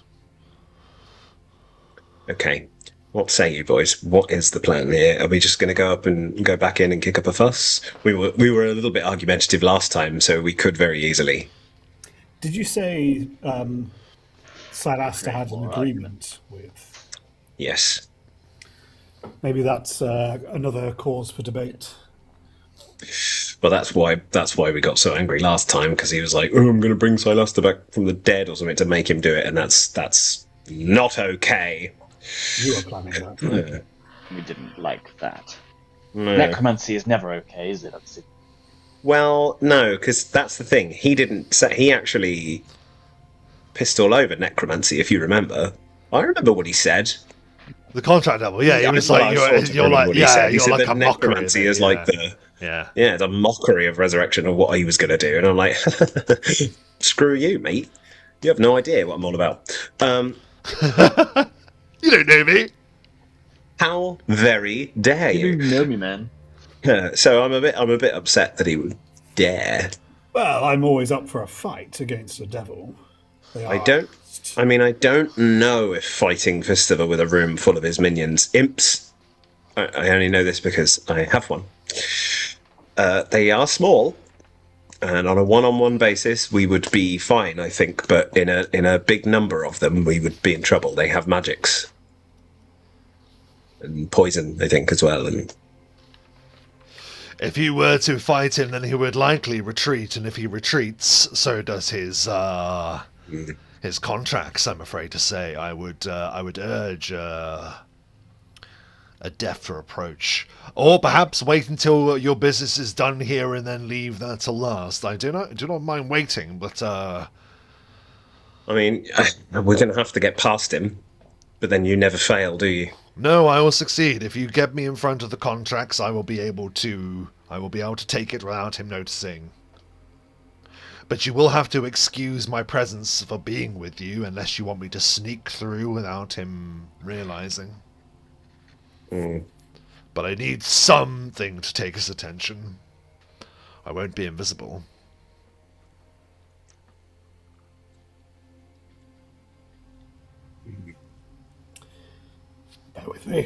So Rebellios is now just looking through his scroll case, just wondering if he's got anything that could help. Dash is going to walk outside and go, "By the gods, what is that?" And he's looking at the remnants of the blood amniote ooze that you defeated in the corridor. That probably doesn't smell so good now as well. No, it's this awful acidic puddle now that's just gently bubbling and oozing still, yeah. Honestly, you don't even want to know what that is. It was pretty gnarly. But you have nothing to fear from it now, apart from the offensive odor. If one of the two of you are okay to start some conversation with this Fistifer, I fear that I would not be able to tolerate his evil too long if I were in a conversation with him. So I shall leave it to you to head up that.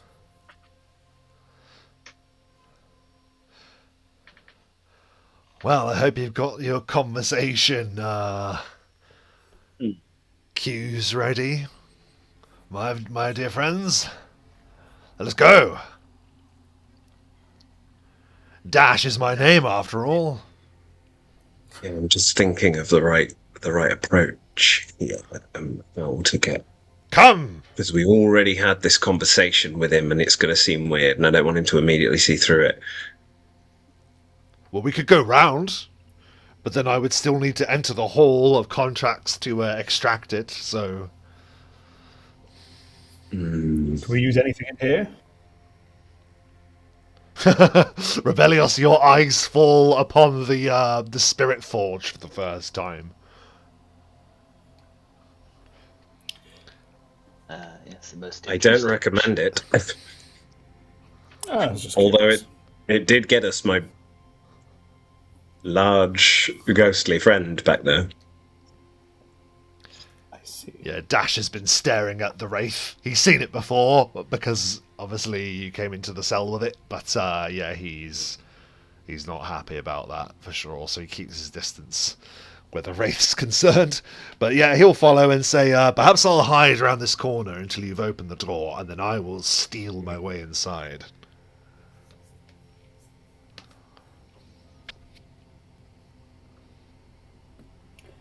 After you, Obsidian. Give out how to play it. I don't want to just play it angry because I don't want to start a fight with him because, again, I don't want him to retreat, but I do want to hold his attention for long enough so it can't be entirely benign. Why don't you pretend you want a deal?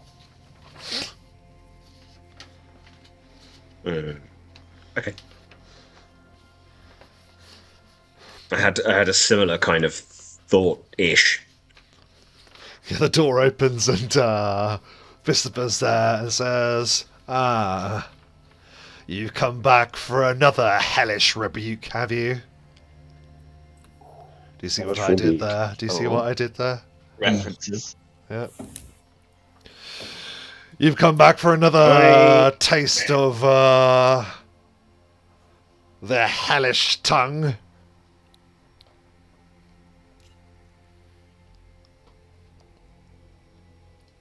I think that you are aware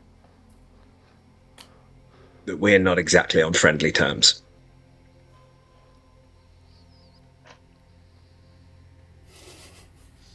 Yes. I think that you understand. He's really taking his time with how he's talking.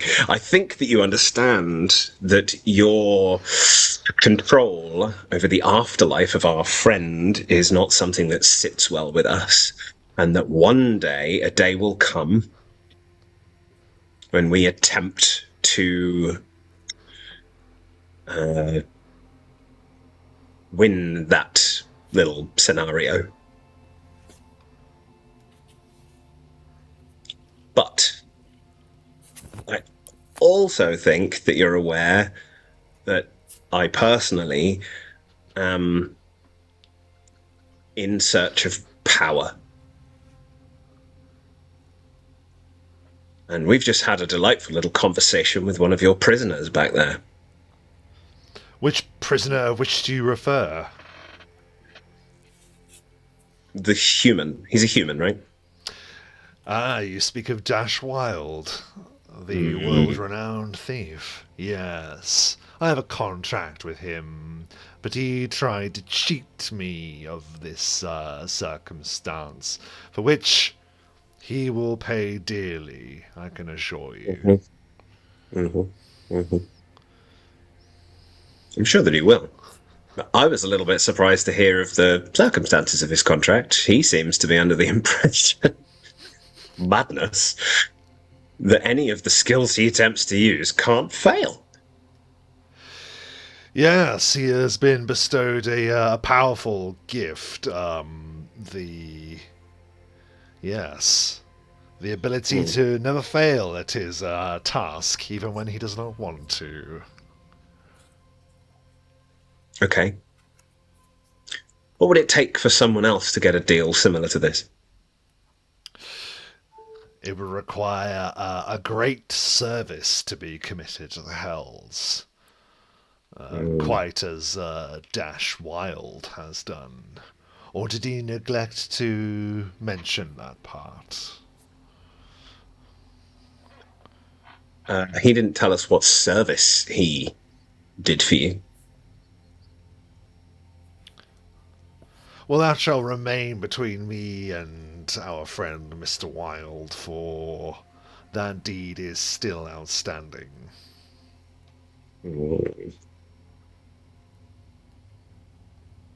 But a few centuries in prison will take any rebellious ideas from his mind. I beg your pardon. What? Oh. Was that a dig? Was that a dig? You might have noticed. I didn't even know. All this time, Dash has been moving up and down, desperately trying to find his contract. It's all very well and good stealing the contract. It's another thing entirely knowing where it is in the first place. So he's sort of going backwards and forwards, and eventually you see directly behind him, he pauses and just does this. Waving something behind the contract devil's back. Before he then comes this way and goes under the desks of the imps like he had done on his entry. Before rounding the corner and disappearing. It's only gone and fucking done it. Say, look, I know that if I gained a lot of power through a contract with you might be under the impression that one day I would attempt to use it against you, and that could be the case. But I don't know. I kind of think maybe you'd embrace the challenge a little bit. Well, so if you think of anything, any big deeds you want doing in exchange for immense power. Well, Master Obsidian, I find I'm quite surprised with this immediate and sudden turn of inclination towards our deeds. I wonder, perhaps it would be well for you to go away and think about what you truly want. And that power will be yours, and I shall determine the price. I will not be difficult to find, but should you wish to make a contract, simply write my name upon this scroll, and he hands you an infernal scroll, Obsidian, with a bladed quill that's like half quill, half razor blade. Simply write my name in your blood, and a contract shall be made when you determine what that power should be. So yeah, Obsidian, anytime you want to enter a bargain with him, the option will now be there for you. Oh, that's a nice little... keep that in the back pocket. Mm-hmm. Very good. Little temptation. As he's taking it, I say, yeah, allegiances have not shifted, but I know that we're likely going to come up against some stuff that is gravely dangerous to us, and I think that in some cases it's better to be ill-aligned than opposed to those you consider necessarily an enemy, but not an ally. I'm I should keep it in sure. mind. I'm certain you will, Master Obsidian. I would extend the same offer to your companions, but I see that this bastion of truth and light would not deign to even meet my expression. And as for your friend, Ansel, well, we all know that he has his own stance on such agreements. Yeah, my friend back there, I feel that he is, in his very nature, in opposition to you. Not much we can do about that. Isn't there? He smiles. Until then, and he bows, dismissing you. I give him one of them. The opposite of a bow. Yeah. Fuck you. Fuck you.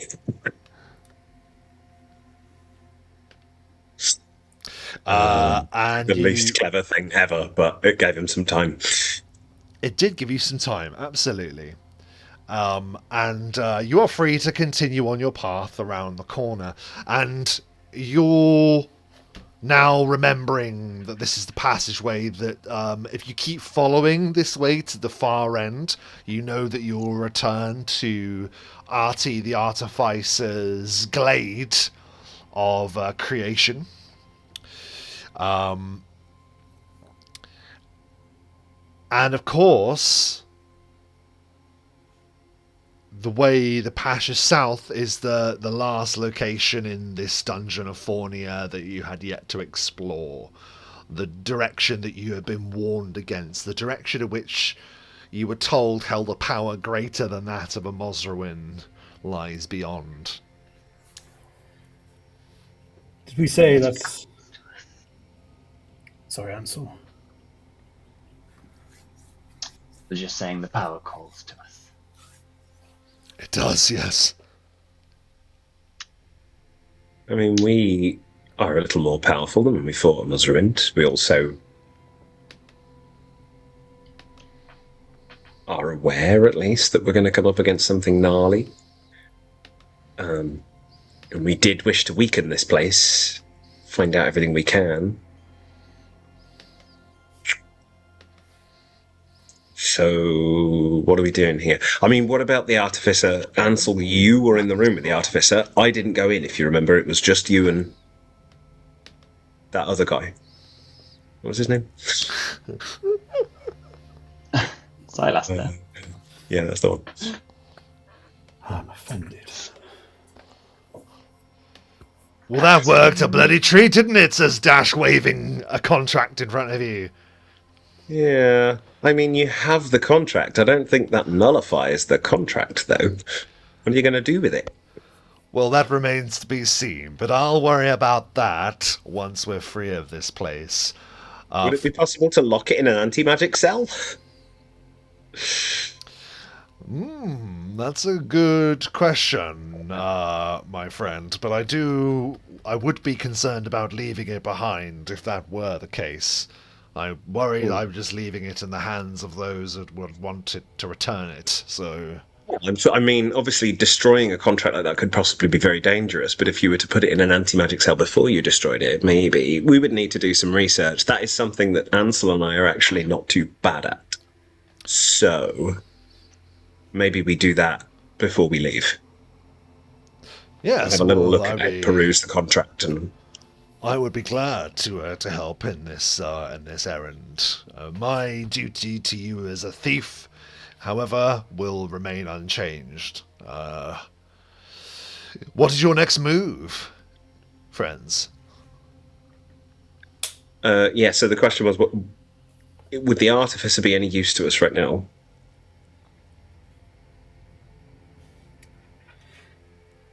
What do you mean by use? Well, he wanted to I mean, send us into a plane to test something. Yeah.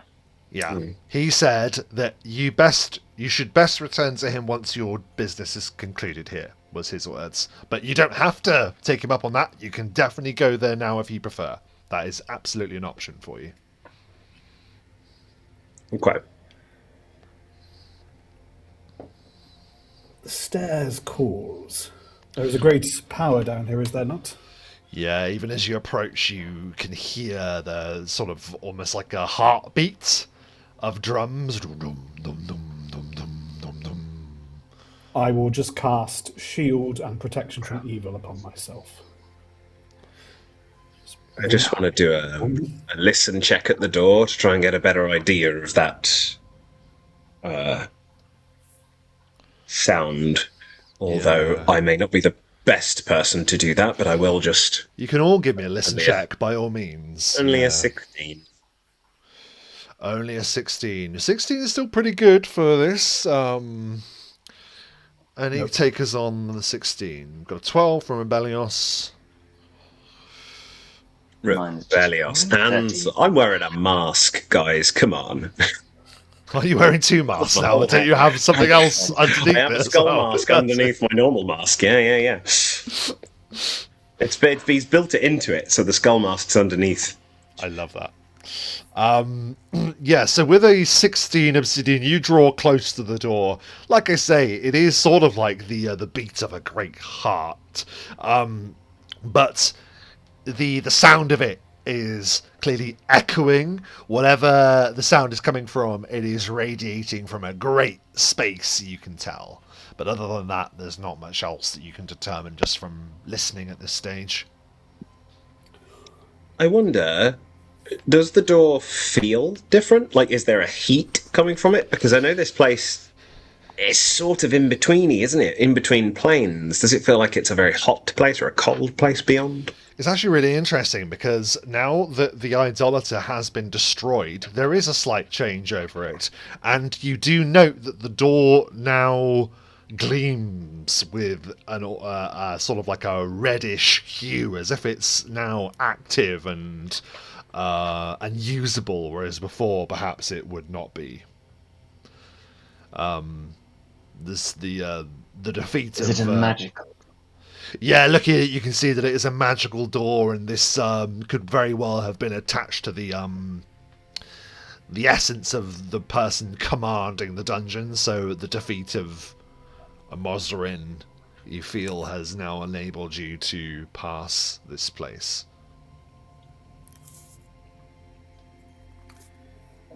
I'm also just going to cast a spell called Ray Deflection upon myself. Just in case. Stock up on these things.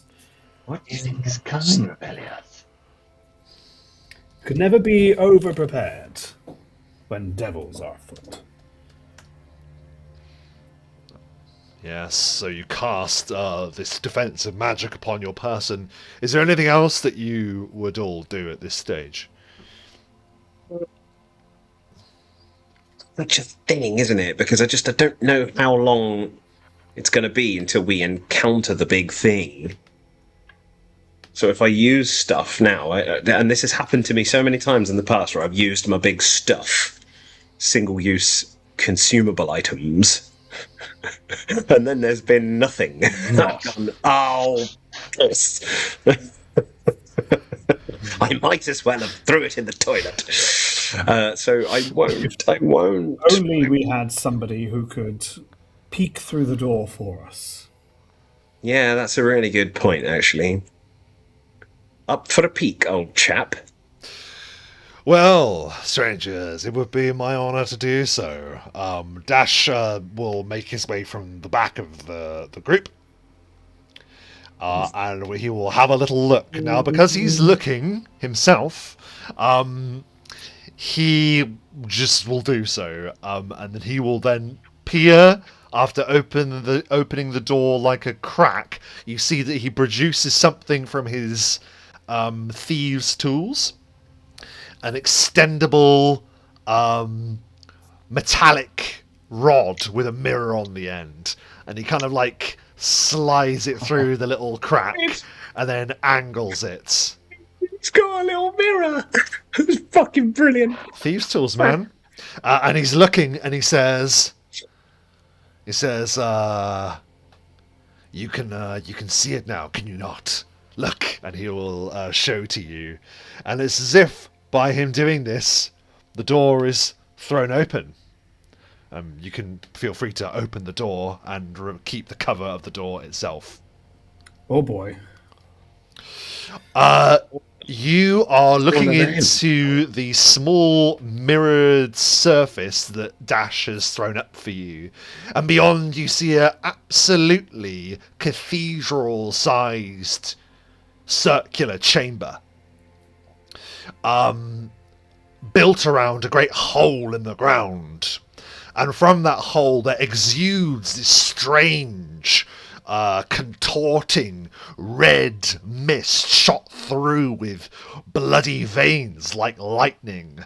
Here and there you can see the swirling essence of a great fanged mouth that sort of snaps into existence before becoming part of the mist again and then snapping out here, like I say, like a roiling thundercloud of crimson, powerful energy. That's what you see through Dash's device. Do we have any idea what that could be? If that is a living thing or a living spell or an elemental or You can give me a knowledge the planes roll if any of you have it. I do not. Surprisingly, I also do not. I thought that's something Rebellios would have. He's been on the material plane a little too long. He's a lesser. He is not lesser. He is a lesser Examar. That's 23 from Ansel. Nice. You, Ansel, you feel a pit in your stomach when you're looking at this. And it is not common for Ansel to feel outmonstered, but in this case, you feel like you're looking upon a great and familiar power with a new face. You recognize the snapping, roiling energies of the hunger, the great power that has existed on the fringes of your adventure since they very began. This power appears to be combined with an infernal entity that lies at its heart. Some powerful devil is communing with the power that will bring about the apocalypse. That power waits for you here. Oh my. Ansel will relay this to the others. Doesn't really give us much of a clue as to how we would go about doing any damage to that or harming it in any way. It doesn't seem to be solid, does it? We won't find out standing here. It doesn't seem to be solid, but it also doesn't seem to be like incorporeal, as in undead, so I don't quite know what it is we're up against. We're going in a bit blind. Ansel, you know with your check that while this does seem to be sort of imbued with the power of the hunger, this is an infernal threat that lies before you. So it's as Derek Redhaven wielded the power of the hunger, so too does the creature of infernal origin that lies ahead. I have an idea. Rebellios with Dash's thieves' tools will use his once per day true seeing to give him 6 seconds of true sight to see what the infernal creature is that's attempting to merge with the hunger. That's a hell of an ability. Wow. 1 round per day, that's all I get. That's very cool, though, dude. That is very cool. And because of that, then you use your true sight and you see it.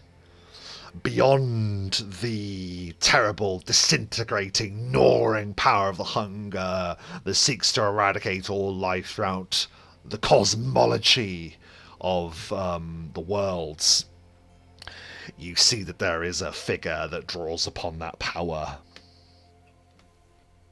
And that figure is known in legend as a pit fiend.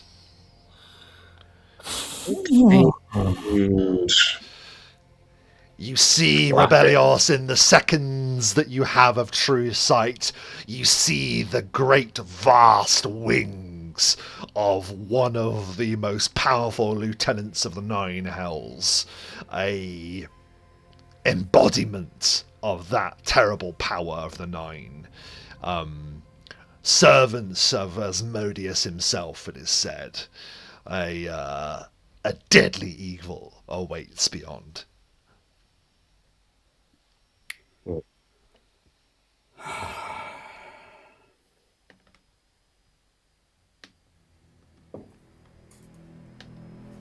Oh dear. I mean, Evil.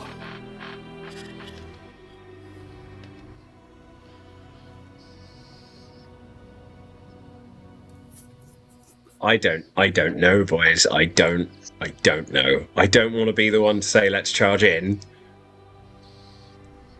because I just feel like I sometimes make decisions a bit rashly in this game, and that's why my characters die so often. I don't want to do that. So I'm going to go with the sort of wisdom of the group a little bit here, and like, what do we all think we should do? It is such an evil that I cannot tolerate it to stay in existence. Oh, that's how it is. Dungeon undisturbed. As I'm not just a lesser Isma, I'm celestial blooded. Like the blood of celestial runs through me. This is just an anathema to me. It has to go. But my belief is that if we do not act now, before it's fully taken form together as a new, not avatar, but the sort of holder of the hunger, we may find that later it's a more difficult prospect. I agree. In which One case, moment to the three of us, and Dash, if you are coming in as well, to you. I am going to cast, which does possibly nerf the fact I can't do Lucid Lance, but there's not much natural light around here, so that's fine. I'm going to cast the spell Indomitability on all four of us, which basically means for the next 30 minutes, if an attack would bring you to less than 1 hit point, your damage stops at 1. So if a hit point takes you from, say, 20 to -3, it stops at 1 hit point and the spell is discharged. So it's one final safety net before maybe having to flee. If that makes sense. So that's on Dash as well, if he so wishes to join us. So yeah, just make a note of Indomitability, and if you're about to die, it might give you that safety net to escape.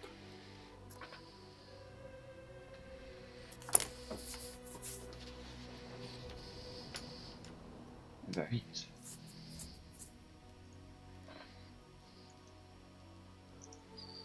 useful. Okay. Okay. I use Potion of Bark Skin, Glug Glug, which gives me a +3 to natural armor class. And then I use my Magic Vestment Oil, which gives me a +3 to my armor class. which gives me an armor class of 30. Oh.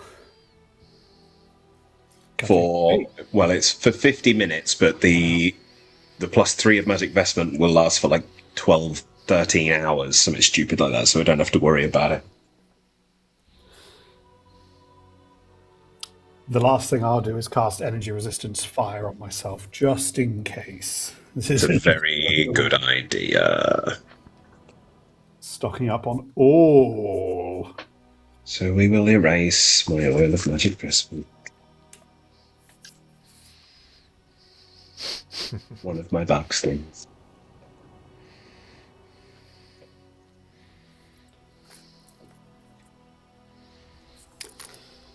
I'm not actually at full health either, so I'm going to quaff a mod wounds. Yes, I think that's probably a good idea. Yes. Definitely don't go in without having all of your health. Yes. Yeah. A little bit. I'll also take I'll take 2 because that's almost at full. So I'll take another 1, but it doesn't matter. Like the bare minimum would cover me for that. So that takes me up to full. Okay. I think it's close to being. There's one more thing I will do as we kick open the door, which is to quaff a cast. We go in. Okay. But basically, I'll cast haste from a scroll just as we're about to open the door. So. Understood. No. How are we gonna do this? Are we just gonna kick the door in and freeze, mother fluffer?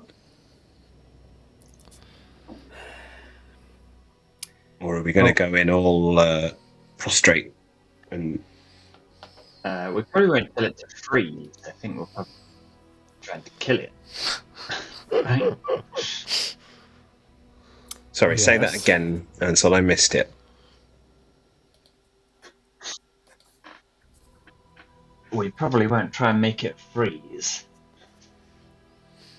Unless No. you mean cold. I mean, no, we probably won't make it freeze, but you get the idea. Are we going to go in guns blazing, or are we going to try any sort of form of subterfuge? I think let Dash do the subterfuge as we're engaging it. The minute we give this creature even a moment of footing against us, we're in trouble. We're in, we charge, we fully go.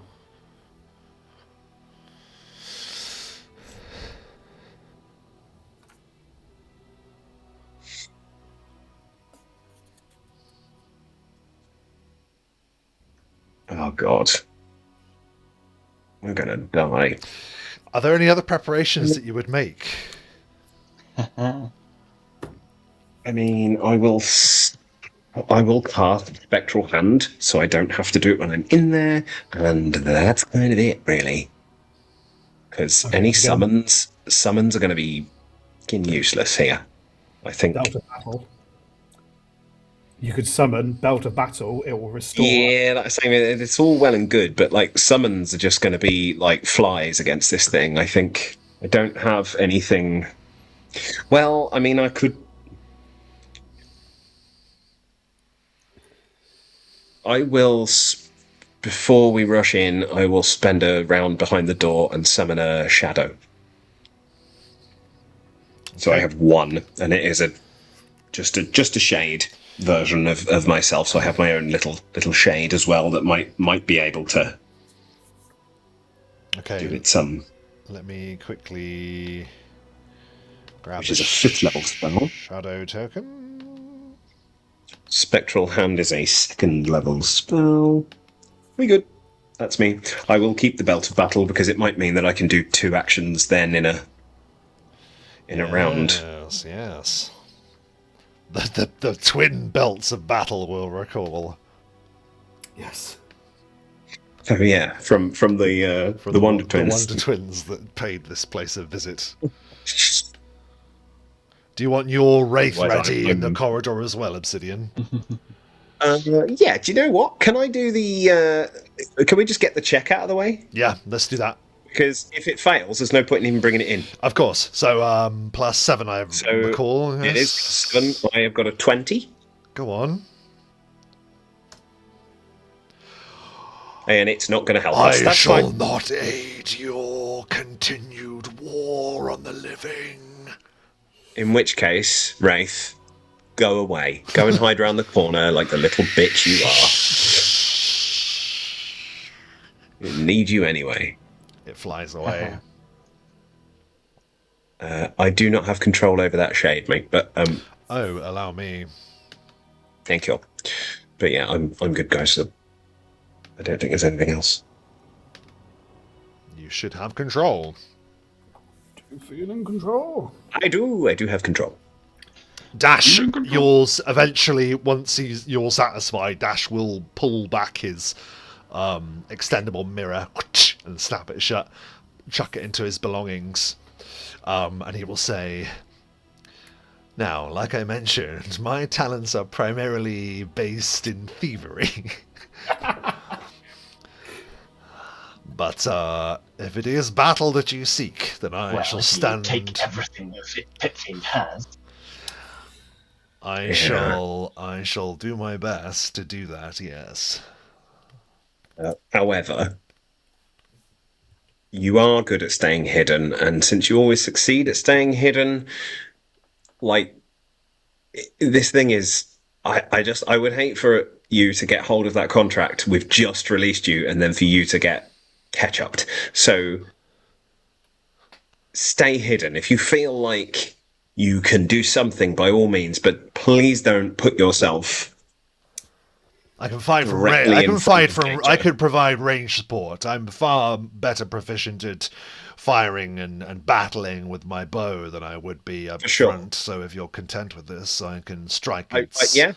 What I'm saying, I think, is if it feels like the tide of this battle is turning, what happened to the other guy, I think, is very different in this situation. If you feel like things are not going your way, please do get out of Dodge. Well, I'll have to treat We'll be okay. every circumstance as it happens. For Dash Wild is many things, but he is not a cheat. That's not true. I am a cheat, but I'm not a coward. At least, not a certified coward. We ready for haste and to go? It's not so bad, it's fine. Yeah, go on then. And so, is there anything you wish to do? Before we go in, one thing Ansel does, as Rebellious is presumably shining bright with light, Yes. Ansel begins just like exuding darkness, like shadow just starts flowing from him. Cool. As he begins an effect called Enervating Shadow, Ooh. which, amongst a couple of things, gives him total concealment within his... Obsidian actually lifts up his mask at this point, like just to go like, fucking awesome. Okay. Like, cool.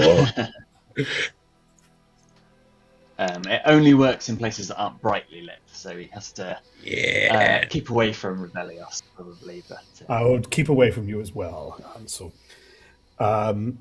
Rebellious will cast haste, giving everyone the effects of haste for 15 rounds. That's +1 to your attacks, +1 to armor class, +1 to reflex, 30 feet of extra movement, and on a full attack, you can make 1 extra attack. I suppose by the time, if I'm taking that to channel it, we'll have 14 in combat because I'm casting it and then moving in. But I'll keep a note on That that. extra movement is beautiful, thank you. Yes. And then as it's cast, the door, Rebellious will throw the door open. Hammer, wings, and light just... And sort of like silhouetted, the gleam of you stood there in the frame of the doorway, facing against this terrible black and Why does this powerful feel like the end of Blackadder goes forth? Like, we're about to slow freeze frame in motion. slow motion, aren't we?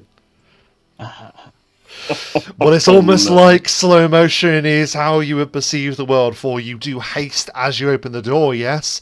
So that power moves about all of you, and you immediately get those bonuses.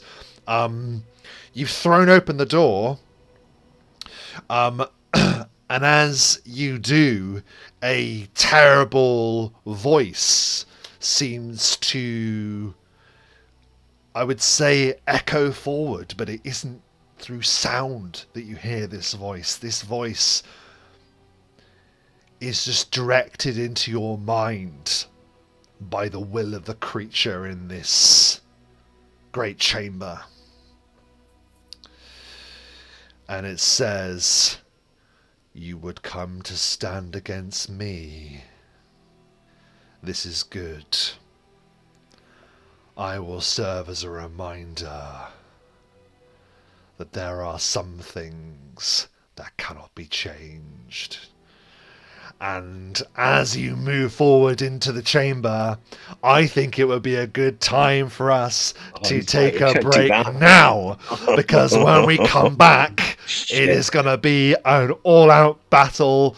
The strangers Savagery. against a pit fiend, a challenge rating which on paper is far beyond their abilities, but whether that is the case in the battle, we shall soon learn. But those watching live, thank you ever so much.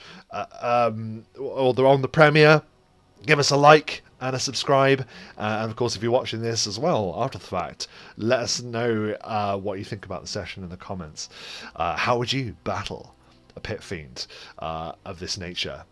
We're going to find out how the strangers battle a pit fiend after these short messages.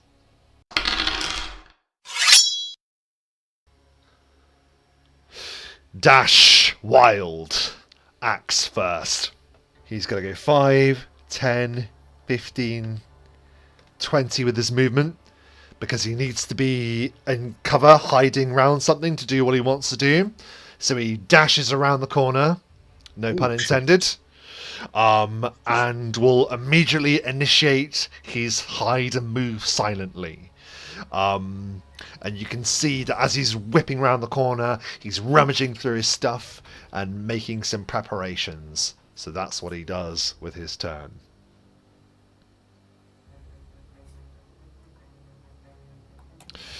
Can you all please make a reflex saving throw, please, as it is now the Pit Fiend's turn. Is this a magical effect? It is a magical effect. Reflex saving throw, please. 27. Oh, that was bad from Ansel. 22. 26. Owed well. Okay. So, Obsidian, Rebellios, you pass. Ansel, you fail. Shit.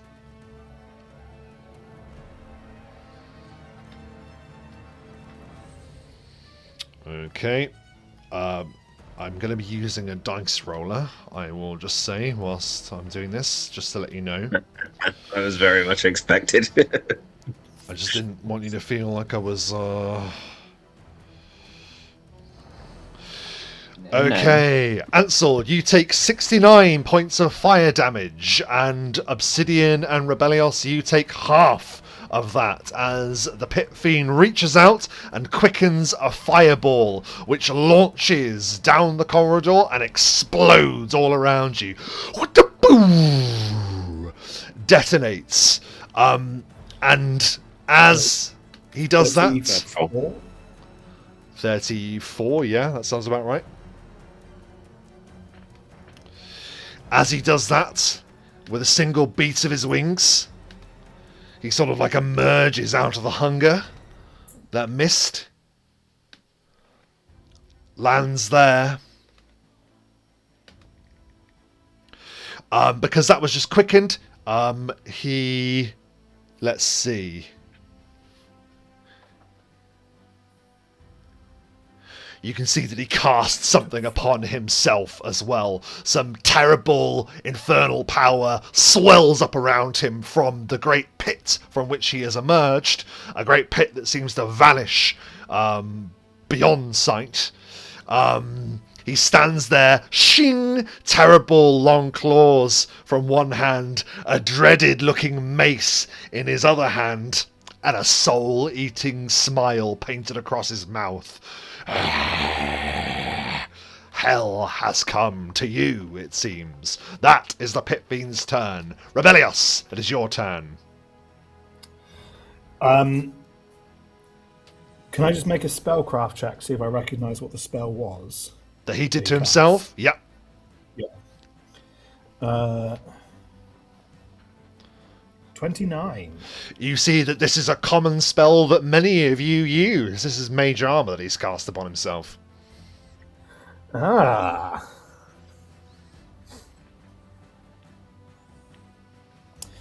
Very well. With haste, I don't need to use my wings, but as a swift action, I will cast Wraith Strike upon myself. Then I shall charge in. Okay. As you charge in, I'm going to need you to do a save for me, please. Can you please give me a save? Let me see. It's a will save, please. 32. 32. Oh, I'm so sorry. No saving throw is allowed against these effects. What? So you move into the room, Rebellios, and you are immediately dazed for 1 round. Oh, okay. As you step into a field of blasphemy. Okay. So you move against him and immediately, without a save, are dazed by this. Because of your hit die, that means you aren't susceptible to anything else, seemingly for now. But yeah, you are dazed. So the creature takes no actions for 1 round, though it defends itself normally. So what was the range for that? Was it the room entrance? Yeah, basically, as soon as you stepped into the room, correct. So you're in the first square as you stepped in. Yeah. So, and then immediately, bing, you're dazed as Rebellios, you, paragon of good, has stepped into the range of blasphemy, and because of the hit die, just total, bam, just dazes you as you enter the field. Okay. So, that's you. So you can take no actions for 1 round. Our vision moves to Obsidian. Obsidian, you watch as the hasted version of Rebellios rushes forward and is almost clotheslined by the power of the Pit Fiend. What do you do? Just checking to see what undead traits are, for if my undead creature can in fact be dazed or not. Don't believe undead can be dazed. Oh, I don't think so.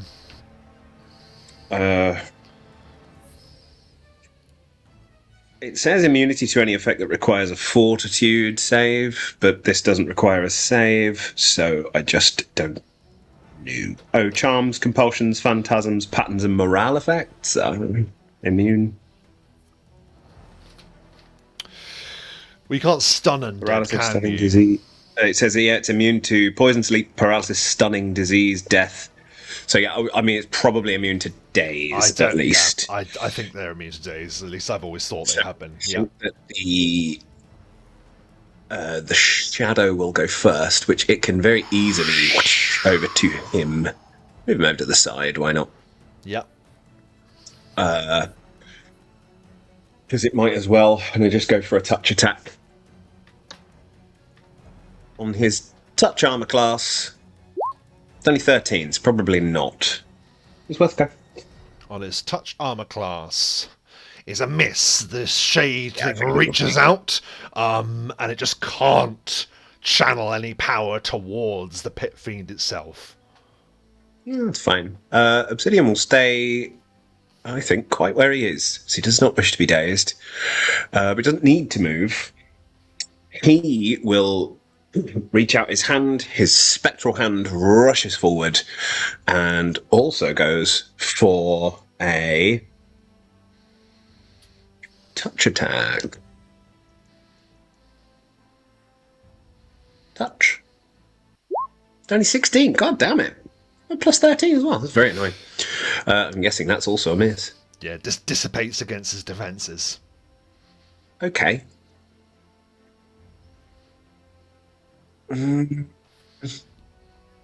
Range-wise, I don't need to get close. I'm going to move up the corridor a little bit away and let the old summon and whatever do its thing. I had nothing else, did I? No, that's going to be my turn for now. As you complete your turn, our vision moves to Ansel. Ansel, fire still licks from you as you took the fireball direct to the chest. Yeah. It's now your turn. Immediately dropping me to below half. So for my movement, I'm going to drink. It's a movement to drink a potion, right? Yes. I will have a cure serious wounds, please. Absolutely. I never have to drink potion. I know. What is that again? Cure so serious is the 48, did you say? 48, yeah. 3. Critical is 4. Serious is 3. Oh, I thought you said critical, sorry. Yeah, serious. And then is it plus 5, 10, 15. 15? Yeah. 33. That's pretty nice. Yep, that's great. Yep, so you take a potion.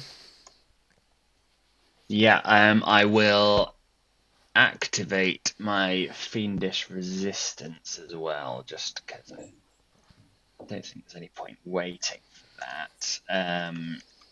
Which will give me a little boost as well. And then I'm wondering, it might be worth just eating the days now rather than waiting, mightn't it? That was my thinking. Rather than, But and also rather than being stuck in a corridor with you, if it tries to fireball us again, yeah, it's probably not wise to be next to you, is it? So I will use my standard action to do my movement, using my ability of I've forgotten his name. flee the scene. Flee the scene. Thanks, Mike. Which allows me to move further than I can walk. I can go 50 feet. And it's a teleport, so I do move the whole distance as well. Oh, yes, of course. Before it sort of gets dazed. So I'll move to this corner over here, I think. Sorry, I was just measuring it. So That's fine. oh, that was not me. That was the. Go, Cry, go. Cry rushes to the seed as well.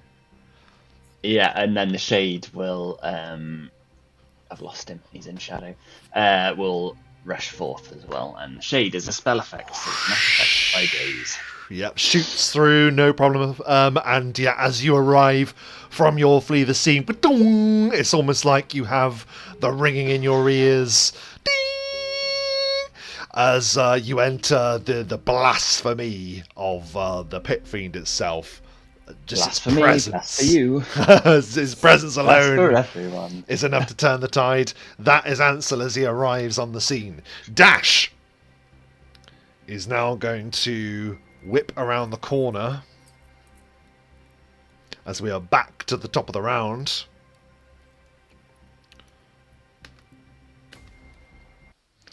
And let's see, what's he going to do? 5, 10, 15, 20, 25, 30. Now, does the... I guess the...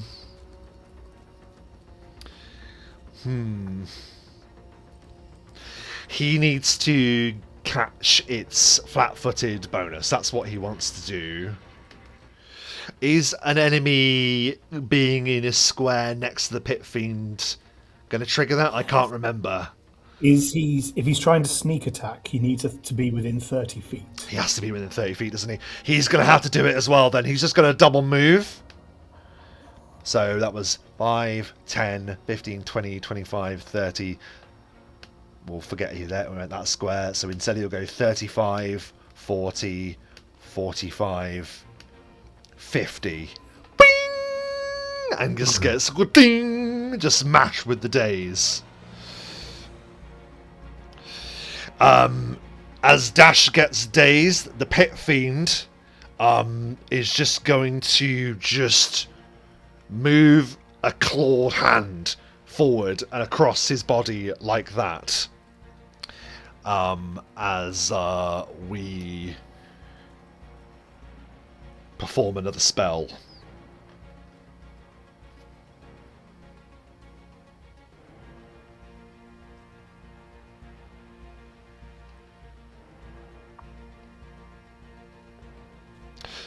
Can you, everyone bar Obsidian that must do a saving throw, perform a will saving throw, please?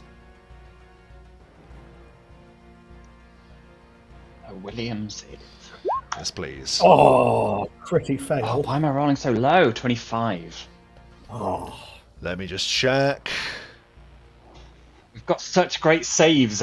Like, Ansel, 19, Rebellios, you both fail. As he just brings across a claw like that with his hand, and then wha-doom, all of your momentum is blocked as you are both seized by mass hold person. Hang on a second. Each round you may attempt another saving throw. But for now, he's gestured with that.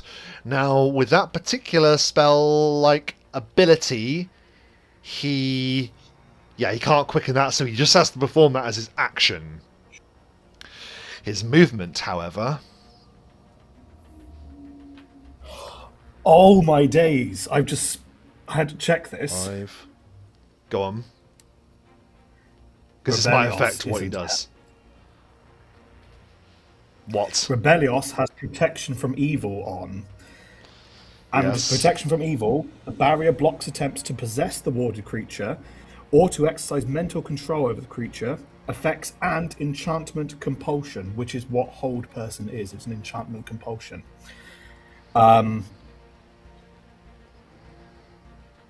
It The is. protection does not prevent such effects from targeting, but it suppresses the effect for the duration of the effect. So basically, for 30 minutes, I am suppressing that whole person effect of my person.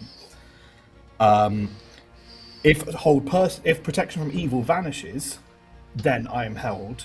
But until then, that spell, a level 1 spell, is saving my ass. From a much greater spell. Well, in that case then, yeah, so he's reached out, and I'm afraid, Ansel, you are taken by it. Rebellios, however, you suppress the power. It's eating away at your defenses, but with part of your focus blocking it, you're able to continue as you were. In that case then, he will change what he will do, seeing that it hasn't affected all of you. He's going to retain his position rather than move against you just now. So he will stand there. That'll be his turn. Yeah, that's his turn. Rebellios, it is now your turn. So I've never used protection from evil before, so this is No, that's awesome great. that it's actually kicked in. Nicely done. Yeah, so Rebellios is going to try this again. So as a swift action, he's going to cast Wraith Strike upon himself. Okay. And then he'll haste his way in. Just actually, arms out. he will, with haste, he can get to here. because then he's flanking with the shade Correct. or the shadow. Correct. And he's going for a normal hit, but he's also, if he hits, going to attempt to hit him with a targeted dispel. That's a part of the hammer. It's part of Aegis Breaker. He's going to try and break and dispel the mage armor on him. Perfect. But let's see. So, on a touch attack Touch. and flanking, Yeah. And So you the get- shade is there, so it's -2. as well. 41. Oh, yeah, so you rush forward, and yeah, you're able to hit his touch armor class with Aegis Breaker. Absolutely. You slam into the Pit Fiend. For 36 points of damage. 36 points of damage, okay. And then we do, I do the roll, but it's against a DC. It's a targeted dispel, so in theory, it targets all the things affecting him, as well as the mage armor. But I'm targeting specifically the mage armor for sake of priority, I don't know. It's a DC 11 plus the spell caster level of the Pit Fiend versus me rolling a D20 plus 10. This works on every spell that might be on him, though. Yeah. And it's a separate save for each. In particular. That's the thing. That's why Mage armor, but if he has any other spells running on him, it will work individually on each spell. So you get That's a save fine. for He every only single only one. has that as an active spell on him, so yeah, that's fine. Yeah, that's right. Okay, so whatever his you level is. yeah. So I mean, I know what that is. So I'm rolling that. You not roll your as a DC. Yeah, I know. That's the DC I have to make, isn't it? No, I make the roll. So Oh, I've I got see to what you're beat saying. that DC That's fine then. of Yeah. 11 plus his level. Sorry, I thought you were saying he had to make. I was like, I'm sure he will. Okay, go ahead. 20. Well, it was a free thing to do on the hit, so I can keep Unfortunately not. Wait, hang on a second. No, that isn't enough, I'm afraid. But yeah, the with that strike though, you are still able to hit, and something amazing happens. Let me. Is there anything else you can do on your turn before I give this description? Sorry. trying. I moved, I swift, I damaged. Yeah. Because you have moved forward and you struck in this way, something unbelievable has happened. The radiant power of Rebellios. Your alignment serves you here. Because I think either last session or the session before, you said that you are, Rebellios is a good character, alignment-wise, correct? That means Yes. you ignore the damage reduction of the Pit Fiend. DR good. Whereas everything else would have resisted, Rebellios finds the gap. And yeah, you slam into the Pit Fiend and do the full amount of damage on the Pit Fiend. Excellent. With that concluding your turn then, Obsidian, it's your turn. You're still up the corridor and you're just watching this chaos erupt in this chamber. What do you do? Oh, yes. Well, first of all, we'll have the shadow, which is now flanking, which is useful. So that adds 2. The attack on his touch. 13 again. It's the same. Ting, just blocks. Doesn't even really look at the shadow, just pushes it away. Shadow, why are you being shit? It's a touch armor class, for fuck's sake. Okay, that doesn't matter. That's fine. I will also go for his touch armor class, but I am not flanking. Mine is still higher, though. So, 19 on his touch armor class. 19 on his touch armor class is It a... is -2, remember. It is also -2. Yeah, that is a hit. What was this that you were targeting with, sorry? It was the spectral hand from a distance, so I'm just using my ability. That doesn't have spell resistance, does it? That's No. fine. So that's 'Cause absolutely fine. What I'm Yep. doing through it is an innate ability, not a spell. So the spectral fine. hand will touch him, and it will grant 2 negative levels, because I can only do 2 at a time. Okay. To touch him. So he takes 2 negative levels, and I take a 5-foot step behind that wall and go into cover. Because I wish to shoot at him from cover. I've never done this before, but I feel that it may be I don't know, a good move. Well said. Just stay the fuck out of there for now. Mm. Till I can be a little more effective. Okay. So that's your turn then, Obsidian, yes? You can't do anything extra with magic, can you, with haste? It's just attacks. So, yeah, that is my turn. Oh, you can have a second attack. Hang on a minute. My shadow is hasted, so my shadow should have had a second attack every time. Do I take another attack, please, with the Yeah, you shadow? can, absolutely. Please. It's better remember that. 5, 6, 7. Let's not roll another 13. No, lower.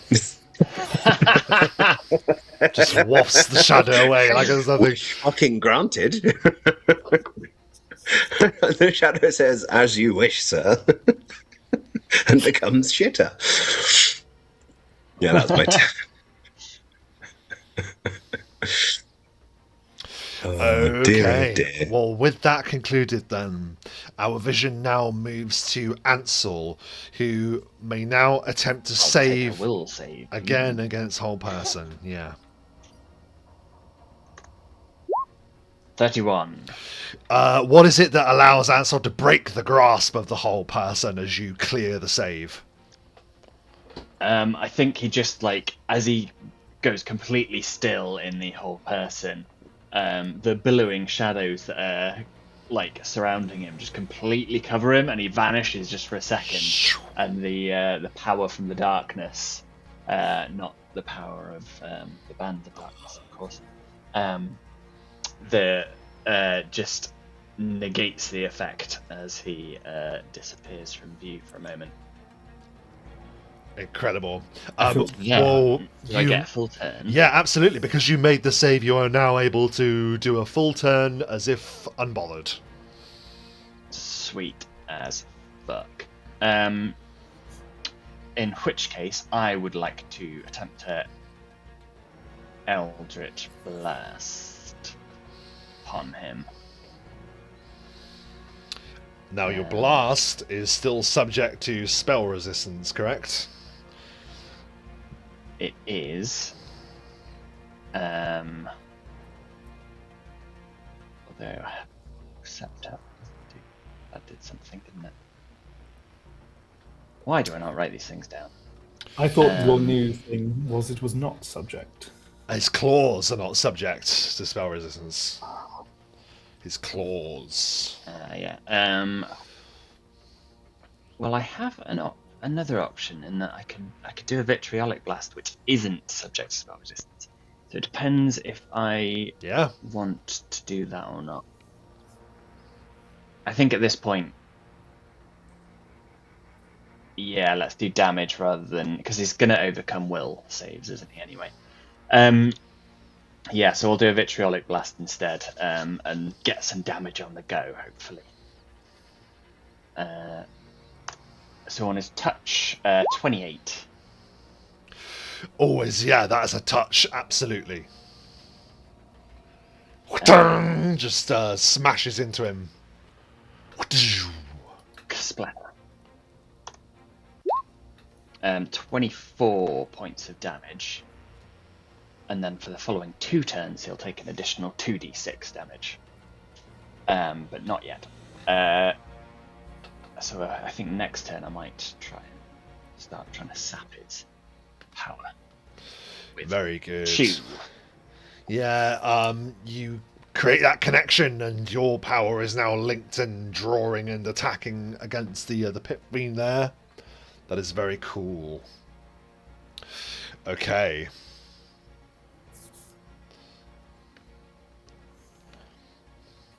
Five, 10, 15, 20. Yep, there we go.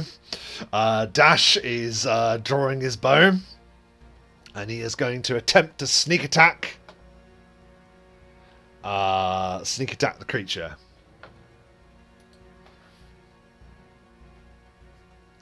So does he get a bonus because he's flanked, or he's not? Does he? He doesn't. Does he? It's only if you're actually committed in the flank that you actually get the bonus, isn't it?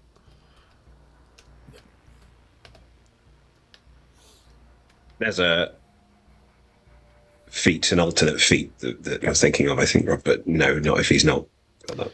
That is a miss. The arrow shoots forward in an attempt to sneak attack the pit fiend. It is not successful. He's hasted though, so he does get a second attack if he. Is that with ranged It's as well? It says weapon in your hand. He does, as long as he doesn't have to like reload it or anything, if that's a thing. But I thought with sneak attacks you only get one. Have I? Oh no, I'm sorry. I'm thinking. I've got that's my fifth edition. No, he brain. wouldn't get more than one sneak attack. He would get another attack, but it wouldn't be a sneak attack. Did he move beforehand though? He did, yeah. So then it's Only 5 feet. He only moved 5 Yeah, feet. there's a step. Oh, okay. If it's a 5-foot step, then yes, absolutely, it's a full round action. Yeah. Okay. It's still another attack at his highest thing. It's just not a sneak attack. Still doesn't hit. That's a shame. Jesus. That's a shame. So that's him. That's Dash's turn. It is now the Pit Fiend's turn. You guys are going to have to bear with me here. He's going to provoke an attack of opportunity. Okay. Actually, no, he's not. He's going to cast defensively, and he can just make the save. So he does. He does not provoke an attack of opportunity. What is... let's see. Ansel, Rebellios, what are your touch armor classes, please? It's +1 from haste, isn't it? So 70. Yeah, it's a dodge bonus. Also, is this a ranged touch? Yes. Then, as the ranged touch comes to hit Rebellios, Ray Deflection kicks in, and it's completely just flung aside. This is an array. I'll read you the description. It's not just a ray. It's misleadingly named. It is, for the duration of the spell, you are Very useful. protected against ranged touch attacks, including ray spells and ray attacks made by creatures. So any ranged touch attack you are now immune to. You are protected against ranged touch attacks, including ray spells and ray attacks made by creatures. Okay. How long does this one last? 30 minutes. Okay. Jesus Christ. So he wastes absolute- 2 of these, so these 2 are just going to miss you automatically. Unfortunately, for Ansel, it is not so simple. Touch armor class, please. Yeah, 17. I'm assuming he's immune to the concealment thing we were talking about. Oh, I'm so sorry. Let's roll 2 mischances then, of course. So can you roll them for me just to save me rolling something else? So Does he not have true sight or anything? he is going to Maybe be he has to activate it. subject to it. Yes. So at the moment, so can you roll me 2 50-50s, please, and you choose high and low. Yeah, I rolled 2 d2s, 1 misses, 2 hits. Yeah, Okay. Yeah, that's absolutely fine. Yep. So Keep it simple. this is absolutely nerfed what Well. he was going to do. Bugger. Oh, bugger. Not against me, because I'm unlucky today. Yeah. Okay, so first of all, Ansel, you take... Okay, let me just remember that.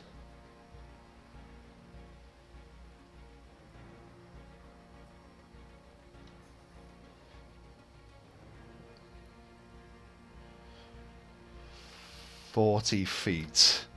5, 10, 15, 20, 25, 30. Yep, so, what happens is the Pit Fiend throws up his hand and there's this absolutely cataclysmic sound as reality tears open and a level 9 spell detonates as he casts Meteor Swarm and just sends just insane amounts of fiery explosive damage at Ansel and Rebellios. So Let me just read this to you. A meteor storm is a very powerful and spectacular spell that is similar to the fireball in many aspects. When you cast it, 4 2-foot diameter spheres spring from your outstretched hand and streak in straight lines to the spot you select.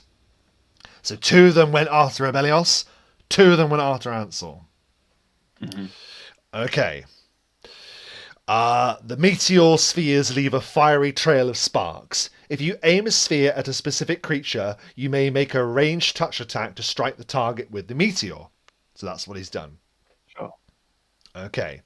Any creature struck by one of these spheres takes 2d6 points of bludgeoning damage. You got hit with 1 Ansel, so you take initially 8 points of bludgeoning damage. Okay, damage reduction 3, so Yep. take it down to 5. And receives So I no suspect saving I will throw need against the spear's fire damage, which I will roll in a moment. Now, this is why I wanted to read this out. If a targeted sphere misses its target, aka with Rebellios, it simply explodes at the nearest corner of the target's space. You may aim more than 1 meteor at the same target. So it has missed you, but because the diameter of the explosion is 40 feet,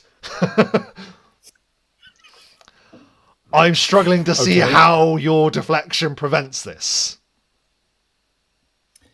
So I'm hit maybe by the fire damage, but not by the... So you don't take the initial- bludgeoning damage, you Not will by the take the fire. bludgeoning. And that's why I wanted to read the spell in full, so you didn't think I was taking the piss. Okay. No, that makes sense.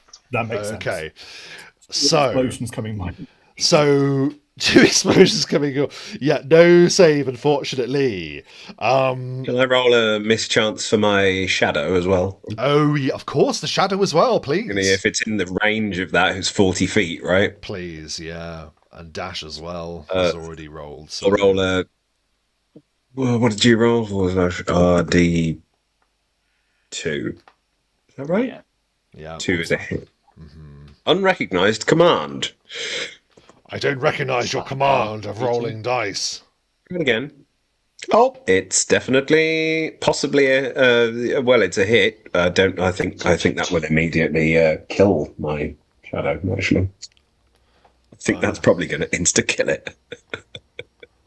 Okay. So once a sphere reaches its destination, it explodes in a 40-foot radius spread, dealing 66 points of fire damage to each creature in the area. Okay? So for Ansel...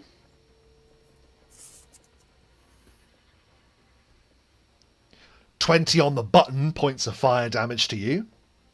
Is that from 2 attacks or 1 attack? Because I have fire resistance and damage reduction. Oh, what? We didn't determine how... Because you had a mischance on the other one, didn't you? But it still would have detonated I rolled in the it area. twice. Yeah. Yeah, both. And they both hit. Yeah. So, in that case then, sorry, let me roll that again. So 20's the first one. Yeah. So that's... 15 points of fire damage for the second. So that is 7, so that's 19 total. Okay, and then Rebellios. 18 points of fire damage for the first. Okay. 20 points of fire damage for the second. Okay. Suspect my shadow will take the same as Rebellios since it's the same fireball. I should... Yeah, let's just do it like that, yeah. So whatever. It is dead. Do. It's a high level summon. It can do some powerful effects, but it doesn't have a lot of hit points. I think that's the trade off. So this... Never mind. And I guess I was kind of underwhelmed by the level of damage that does, but I'm guessing where its power lies is the fact that it blankets so much of the area, you just can't miss with them. Yeah. So just these insane meteor swarms just coming hurtling out of the fractured reality that the Pit Fiend has created. I mean, Rob, are you aware of how big 40 feet is? Yeah, I was going to say I need to do dash as well. So... Let's see. We're okay. Are you? Just Are you? Yeah. Oh, you actually are. Look, that's actually insane. The crossover is. The two spells brush each other. So 19 points on Dash, first of all. Of fire, and again. Roll. Not bad at all, 14.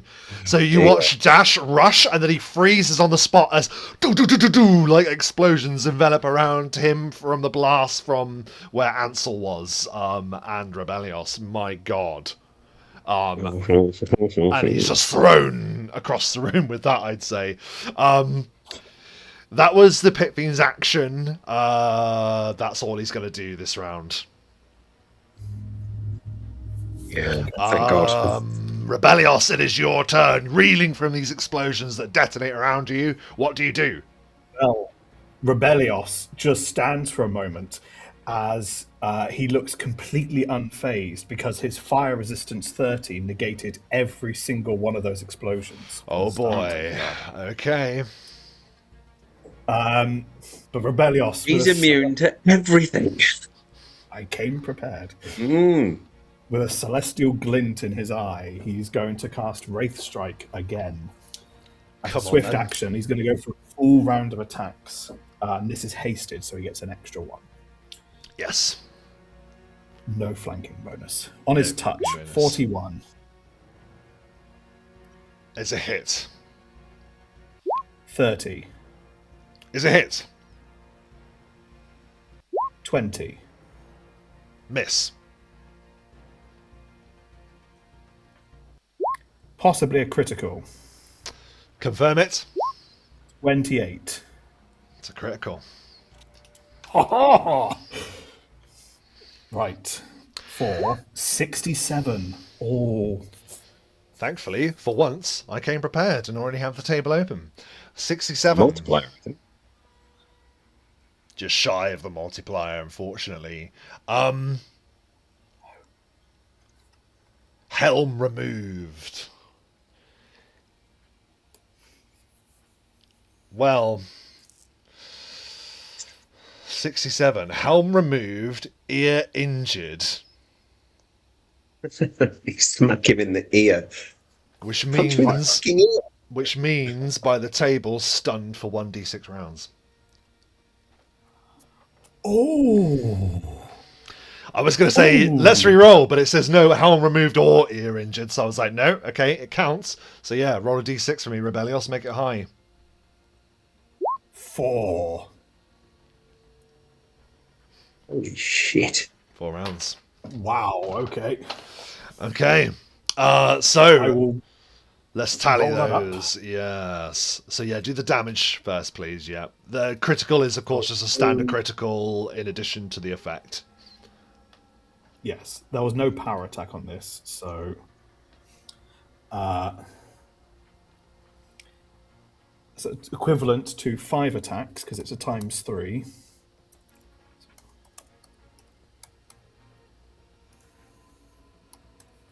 So 3 hits for 172 points of damage.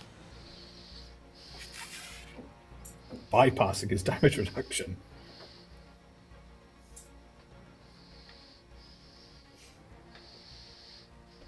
Crikey. So hang on. There's also Hang on. Sorry. Let me maths. Okay. My God, Revellions is powerful. The first hit that landed is also going to target his mage armor on a targeted dispel. So if you've still got that DC, I'll just roll the... Yeah, roll it again. 18, so less than last time. Lower. So unfortunately, it remains still. But how much that helps that armor class at this stage is questionable. Absolutely, Rebellios. What is it like? Describe what it's like as you bring this insane assault against the Pit Fiend.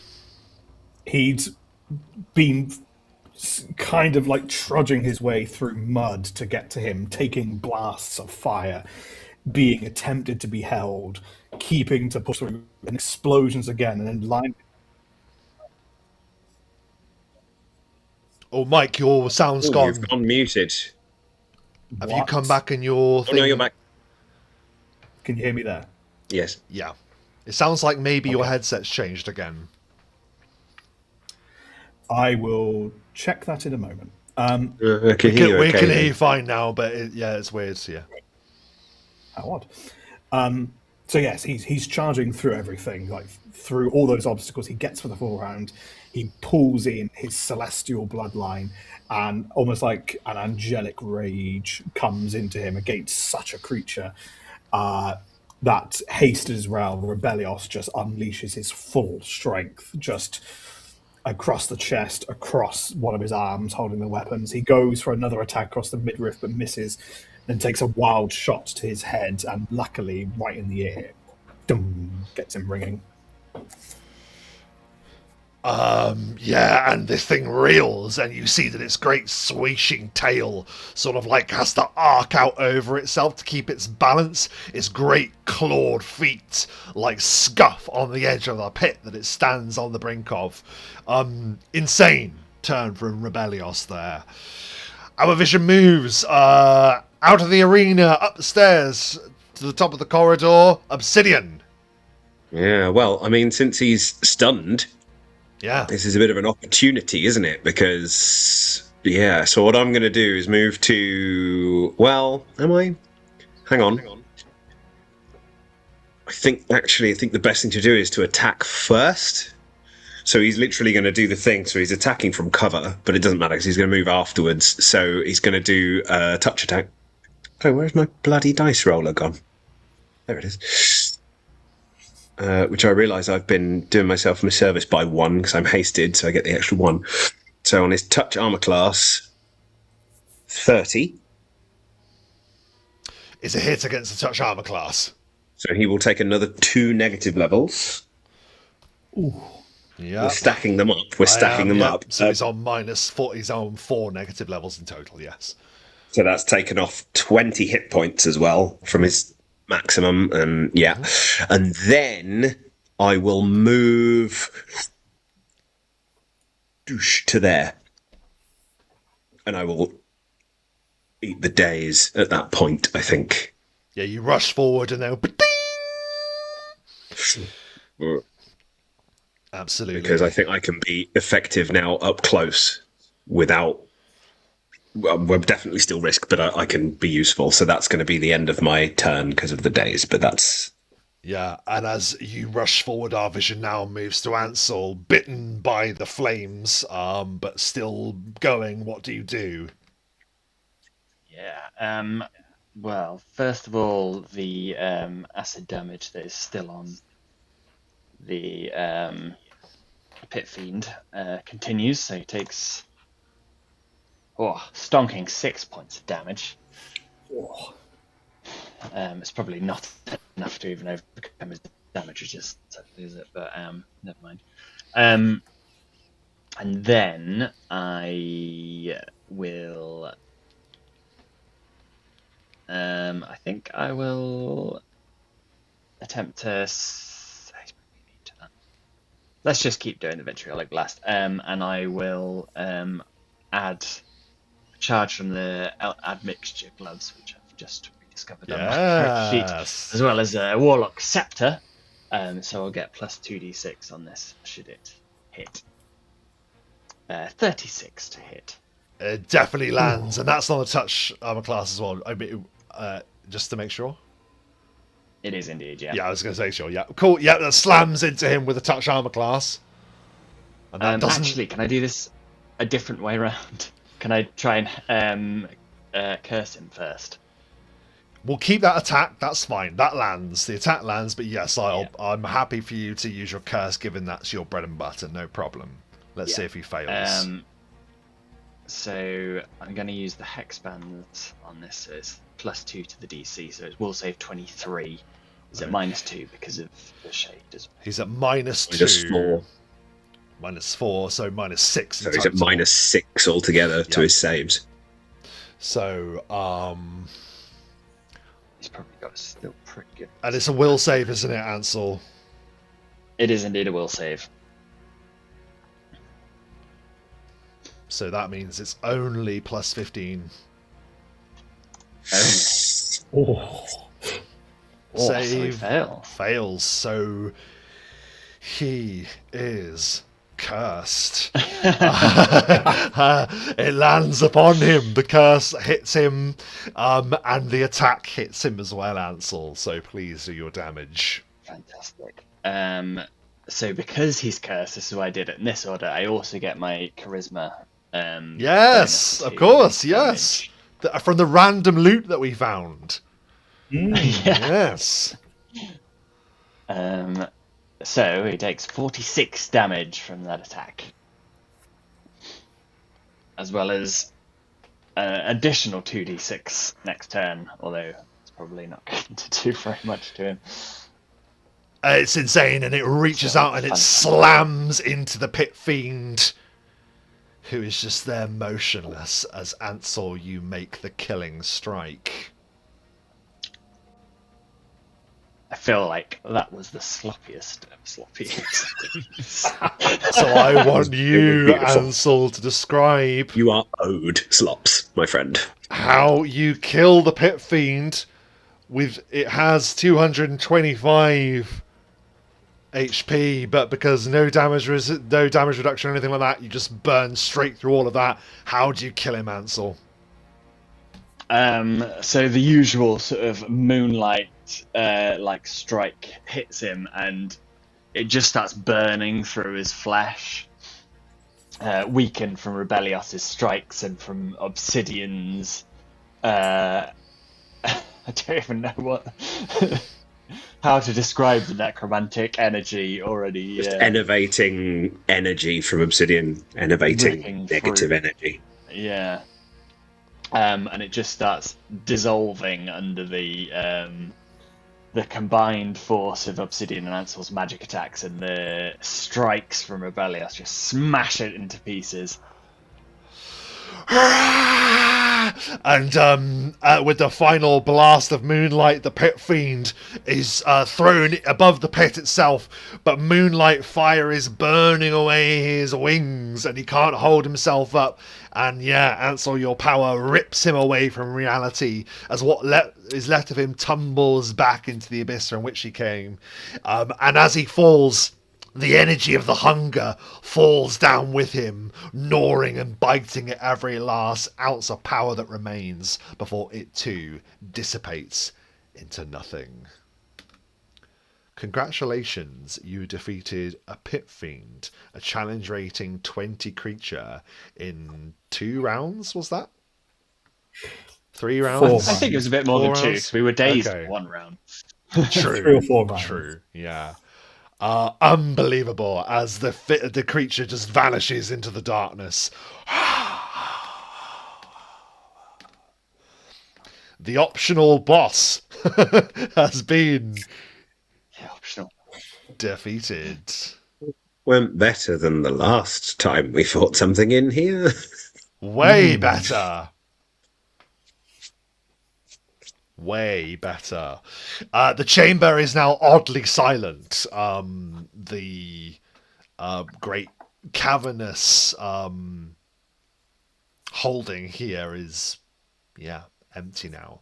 But there does seem to be a very strange kind of energy coming from the pit itself.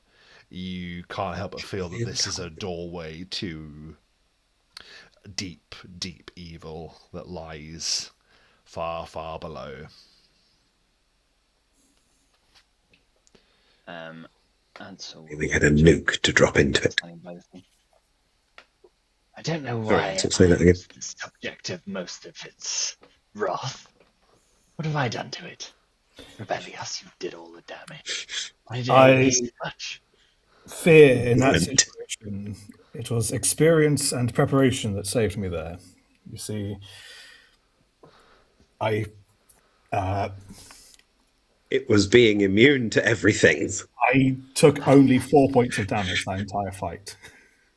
You're like that annoying kid in the playground that's like, no, actually, I'm immune to that. No, you can't get me with that because I've got That this is protection literally on. what it And was. It's like, everyone's going, Mike, I shot you. No, I didn't. No, you didn't. Bulletproof vest. no, you Headshot. didn't. I've got shooting protection on. Fucking hell. I shot you at bulletproof vest. I shot you with a rocket launcher. Rocket-proof I've never vest. used protection against evil, but that I had to triple check when I was there. Yeah, that would have been. I mean, that was a real clincher there, because I think you would have been in much bigger trouble had he approached you and bitten your head off. Probably. Raid deflection, I've been putting on for quite a few fights, but that's the first time it's used. But again, only would have stopped a couple of bits of damage, but still the explosions. And Well, I just want to See, ironically, if he'd just tried to come and clobber you physically, he probably would have fared better.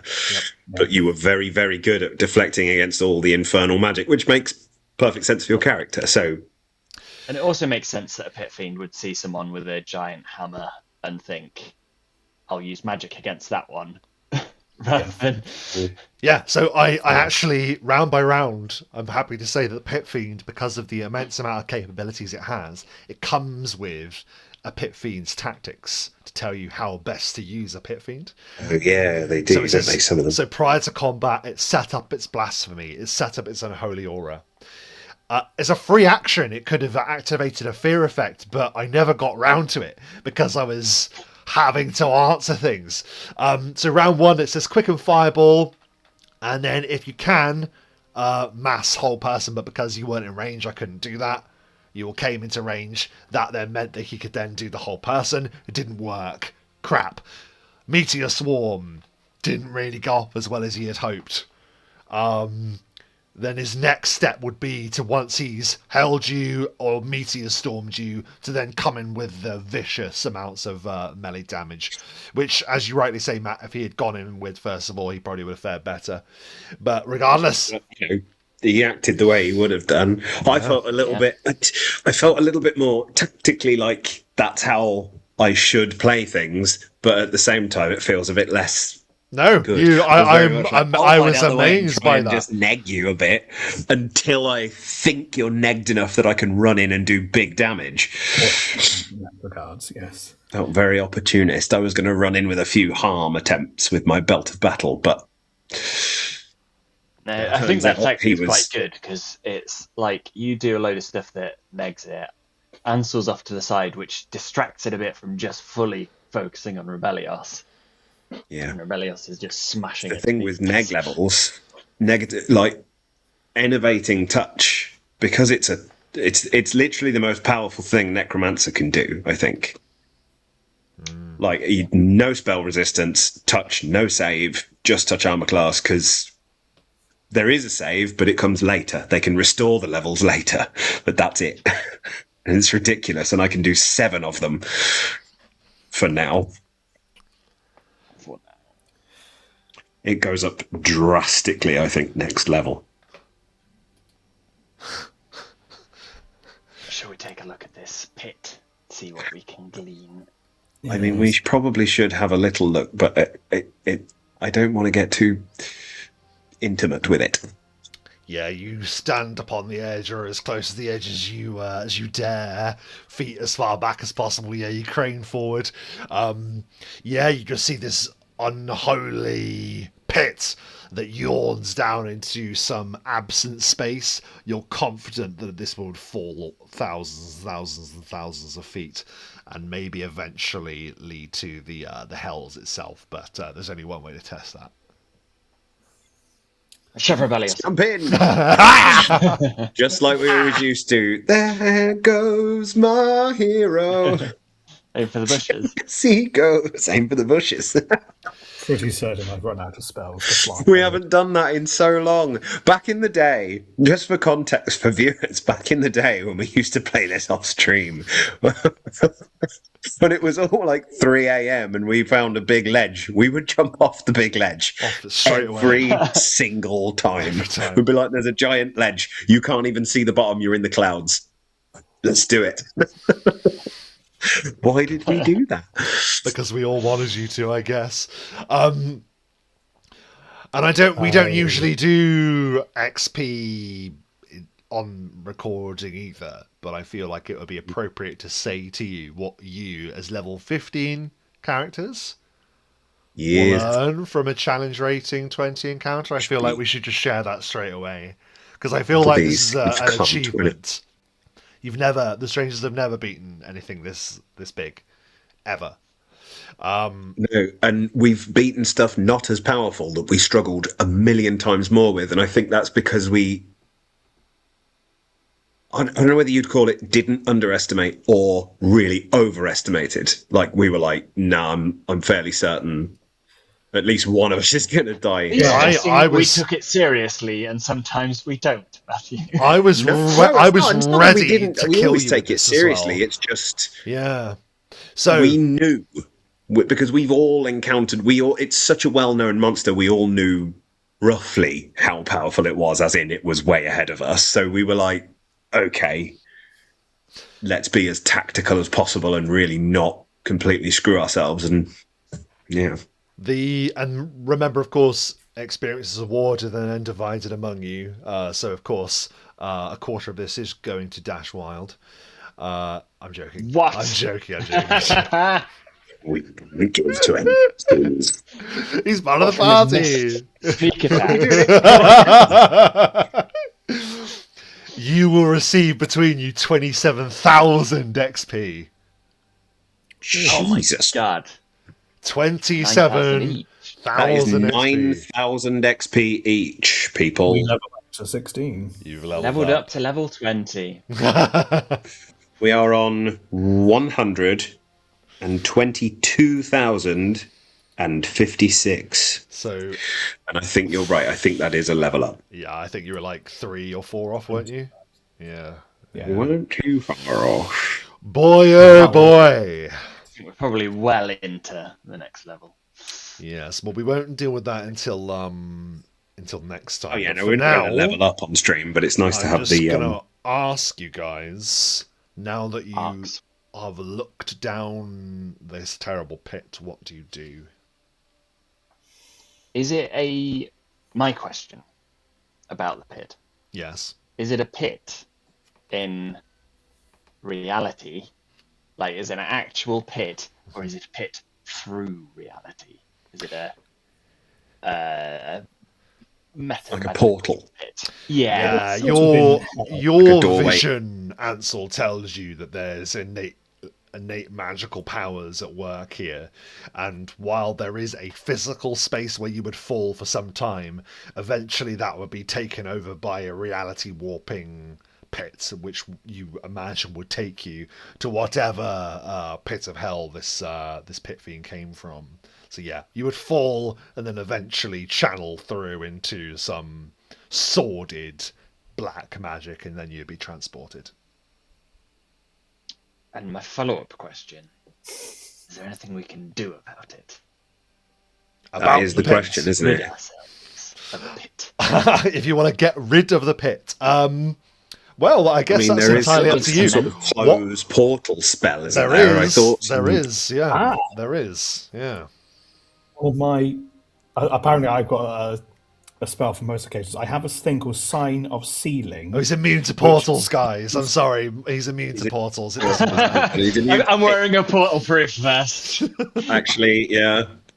Actually, I'm fairly pit-proof. So basically, if I Deflect cast your it in a pit. minute, it can still be broken, but it would stop grunts from like flying through. Put it that way.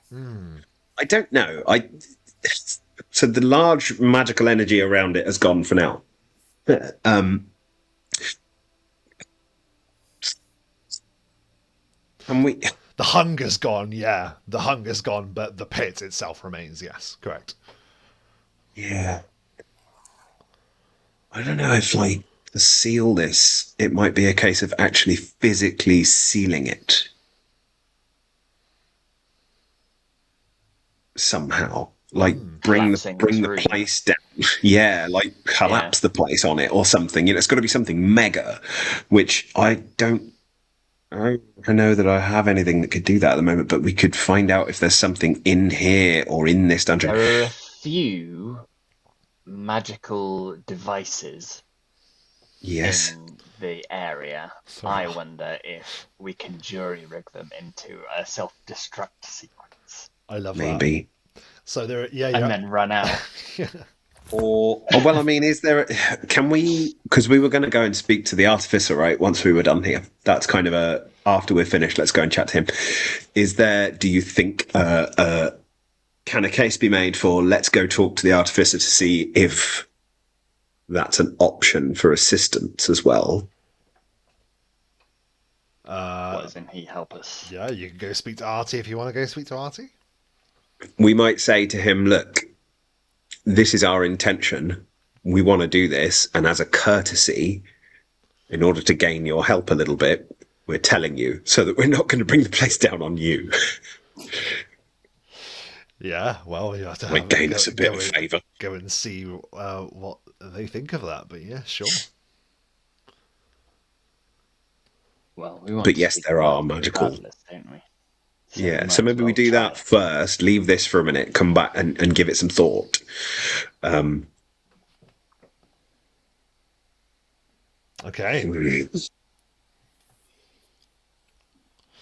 very good. So in that case, then, do you withdraw from this chamber for now? Assuming there's nothing else in here, should we search? You can do a... well, you don't need to, actually. I'm not going to waste your time. There doesn't appear to be anything in the chamber, I'm afraid. That seemed likely given the size and lack of any defining features except giant demon. Devil, yeah, It didn't seem like he needed any Devil, sorry, belongings. yes. He keeps his belongings in his pit. Well, he fell Why off, was it? yeah. It's a bum bum. He fell off. Yep, so over he went, and off you go. Very well. Let's withdraw. And withdraw you do. Let me see. Are you guys okay getting there, or do you want me to give any of you a lift? Um, I'll give you a lift It's if you not want, far. Dom. Yeah, you okay? yeah, go on. I've lost Cry somewhere, but Cry is... oh, maybe he's still in the room. There he is. He's in this devil. I'll get him, I'll get him. Ah, I've got him, He's I've with got the him. shade now. I've got him, I've got him. There you go. I've got him.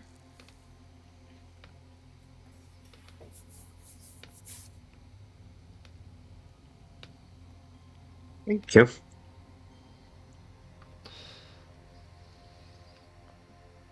I'll just plonk the wraith over there. Yeah. Oh, thanks for the help, Wraith, by the way. Yeah, thanks, bud. Again, he's a real help, isn't he? Yeah, in life he was a little bitch. Right, yes, so you are all the merry company. Look at the amount of you just trudge into the glade of creation, and once again you see Artie the Artificer, the tiefling artificer, of course, that is bedecked with many strange contraptions all about him. A monocle with 4 different lenses flicks back, doo, doo, doo, doo, doo, and he goes, "Ah, you have returned. It is so good to see you." You now see that he is joined by a large mechanical spider, which appears to be tending his glade with many sharp blades and implements. So you have returned. You have concluded your business within this Sanctum of Fornia, then, yes? More or less, Artie. More or less. Well, I'm so glad to hear it. My sabbatical will conclude if this test is a success, and I have a really good feeling about you guys. I knew it ever since you stumbled in here after fighting devils on a big bridge. I have no doubt of your abilities when being faced with whatever the torment engine will design for you.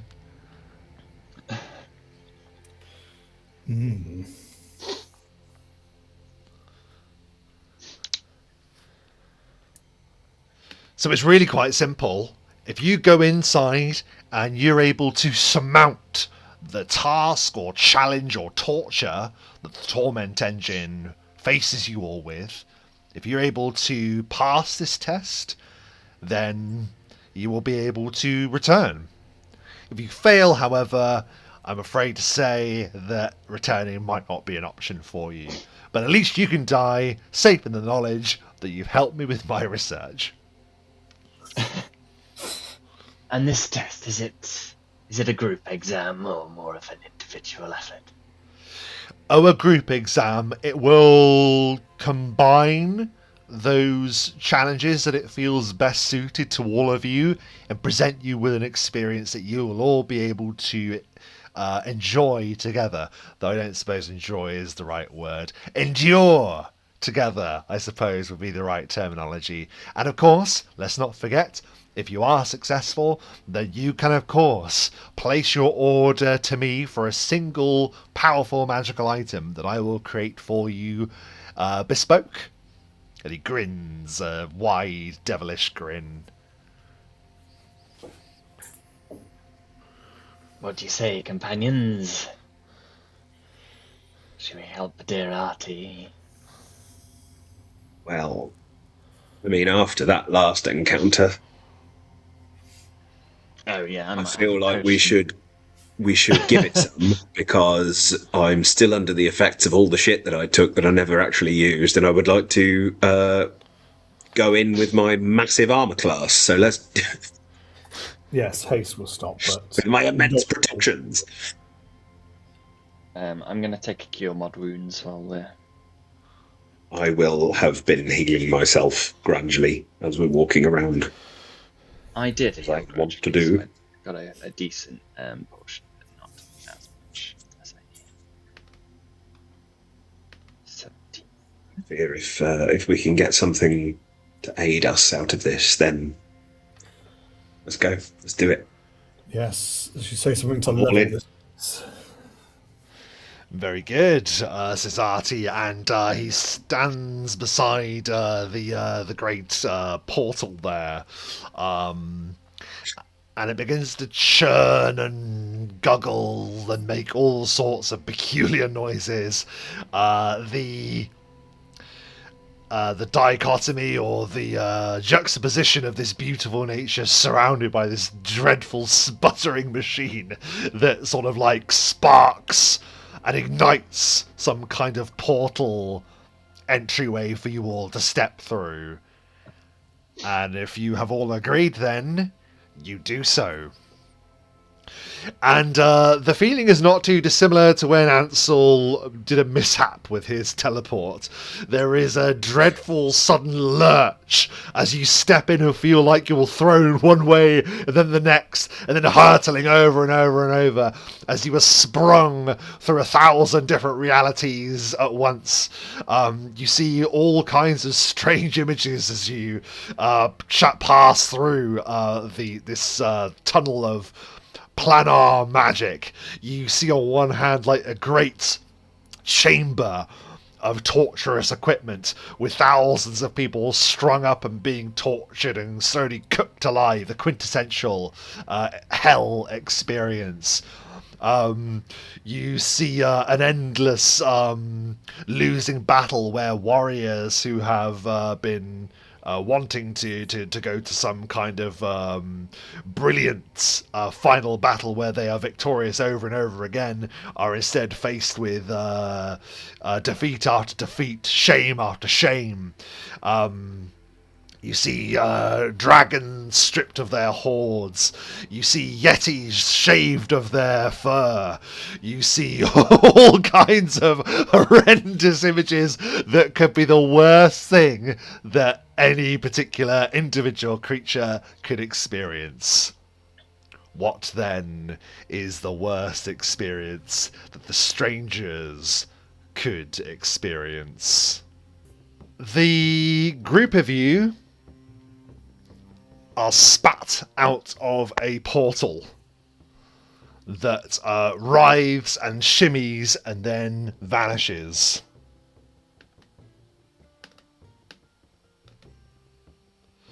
And you, the strangers, are now stood in what looks like a surreal looking office. And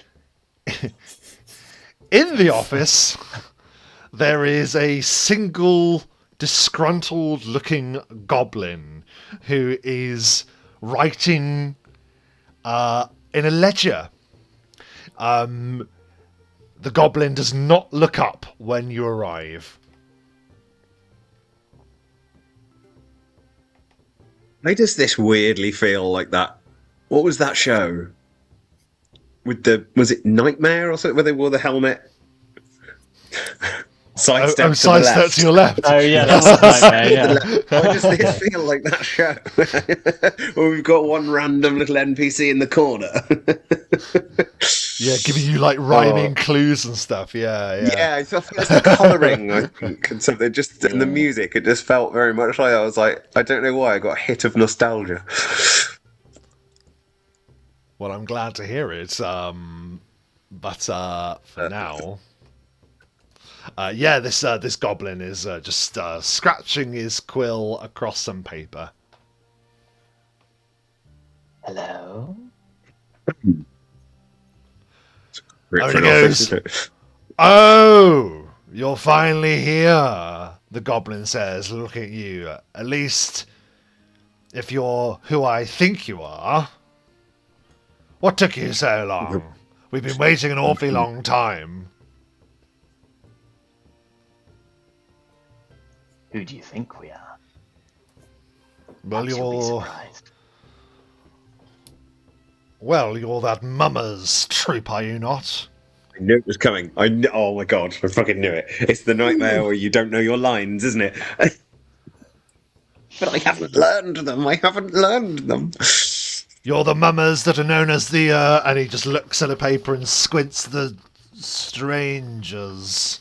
Is this correct? Yes, that's us, the mummers. Well, we have been expecting you for some time. Though you are late, you will understand that this will come out of your salary at the end of the evening. Do you understand? Your payment.